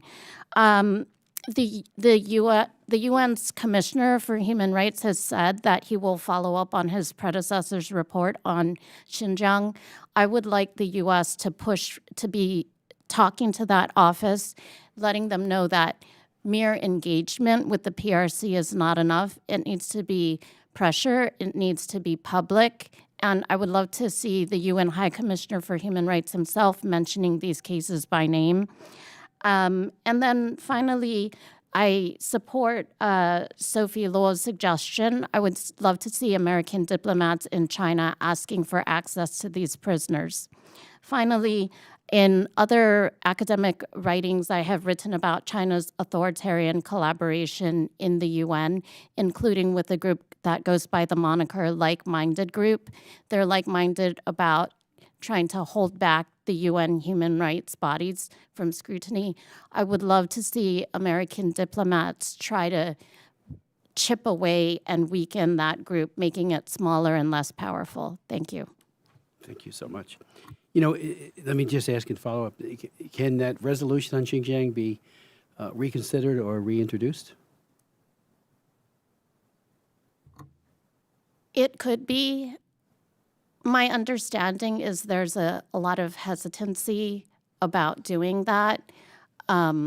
We can't go back in time, but I think also that the configuration of the Human Rights Council, with China being reelected again, is still not in our favor. I really would have liked to see more vigorous American lobbying for that resolution. It was a travesty that it did not pass because there was the potential for it to pass. Thank you. Just one issue I'd like to bring up that we've been working on as a commission, our staff and I have been pushing hard on it, and that is the North Koreans who left North Korea, made their way into China, and now in absolute contravention of the Refugee Convention, China is sending them back to North Korea, where there are at least 600 of an estimated 2,000. That was the UNHCR suggestion that about 2,000 are at risk of refoulement, and there's not enough being done to raise it. We've raised it repeatedly here in the commission, and I have done with so many, but including with UNHCR. But there needs to be a resolution there. Those people go back, and most are women. They go back to a situation where they will be tortured. Many will be executed, and but 600 is the estimation of how many have been sent back against the clear obligations pursuant to the Refugee Convention. There's another rule of law issue where they signed on, they're signatories to the Refugee Convention, they being China, and yet they are just with impunity violating it. And that's a larger question about they sign things and then they, what do they do? I remember for years, year after year, on the one of the major human rights treaties, that they would, every time a delegation was coming, they would say, oh, they're reconsidering this, and all the China hands that make money from Beijing would be saying, oh, they're about to sign it, and it went on for like a half a dozen years, and it's useless, and there's no implementation, as for any of this. But if any of you wanted to speak to the Refugee Convention, please do. But I wanted to get that on the record because that is really, really serious. Yes. May I have permission to speak, Chairman? Of course. In regards to the issue that you mentioned, we have some Uyghur cases around the world. Specifically, we have someone in Morocco, actually, in the last few years, Idris Hassan, in a limbo. And as well as we have some Uyghurs in detention in Thailand. And also recently, there's one more refugee that we spoke to PRO confidentially yesterday. So these are the kind of cases that we need to do something immediately. Our administration, our posts, our embassies should take a step. If previous administration and this administration both declared that what's happening to Uyghurs is genocide, they should not be facing that kind of risk of deporting them back to China. And also on the second related issue, we have a few hundred Uyghurs in the United States. Their political asylum is not even being reviewed, or after the interview, they are not getting the approval. So if we cannot do anything for the millions of Uyghurs back in Uyghur region, at least we should do something for those Uyghurs here and around the world. That's something it's really important and immediate that if we can do something. Thank you. Let me just, one other thing, I mentioned about Wei Jingsheng earlier, and I'll never forget that. I've heard it several times since from political prisoners, how important it is that their names be visible, and we persistently bring it up, and everyone bring it up. I got another insight. I worked a lot on the Soviet Union during the 1980s. Went to Perm camp, like I said before. But I befriended a man named Aaron Kotler, who was a senator in Canada, became the Minister of Justice there, and his daughter, parenthetically, is the head of combating anti-Semitism for the State of Israel. And I met with her recently as well, and she told me a story about Natan Sharansky, who was one of the greatest human rights activists ever, and he was in Perm camp, and Aaron Kotler met with Gorbachev, and Aaron Kotler became his lawyer, and it was very visible. And one of the things when Sharansky learned that he had a lawyer, it gave him renewed hope. Here he is languishing, and word got back to him, hey, you got a lawyer. And he's a very prominent Canadian. But he asked, this is Kotler, Senator Kotler, he asked Gorbachev, and Gorbachev wanted to know, why did you let Sharansky out? And he goes, because every time I turned around, somebody was raising the name of Sharansky. So he said, okay, I don't know who this man was. Let him go. Now, that won't always happen, but I think we have to realize Ronald Reagan and Schultz, his Secretary of State, were famous for every time they would meet with the Soviet interlocutor, they'd have a list and they would talk about releasing political prisoners, and many got out. So we need to renew that, you know, with respect, when President Biden talks to Xi Jinping on those phone calls, go through some names. Say, please, let them out. Don't plead, but you can use the word please, I think. And we've got to make that a priority for all of us, not just the China Commission. And so I just heard that story just a couple of months ago, and I was just, you know, Gorbachev that's why he let him go. So I want to thank. Anything further you would like to add before we conclude? You've been a great panel. So much leadership in this room by you guys, ladies, men and women. And we do have, we have some statements for the record that will be included. The Southern Mongolian Human Rights, I can't read it. Southern Mongolian Human Rights Information Center, sorry. His writing is. The International Campaign for Tibet, Maju, Hong Kong Watch, Transitional Justice Working Group, Chinese Human Rights Defenders. Without objection, their statements will be made a part of the record. And thank you so much. Your leadership is extraordinary, and you give guidance.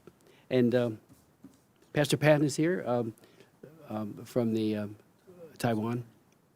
Okay, I just want to recognize. I mean, we could almost recognize everybody in this room for your leadership. So thank you. The hearing is adjourned.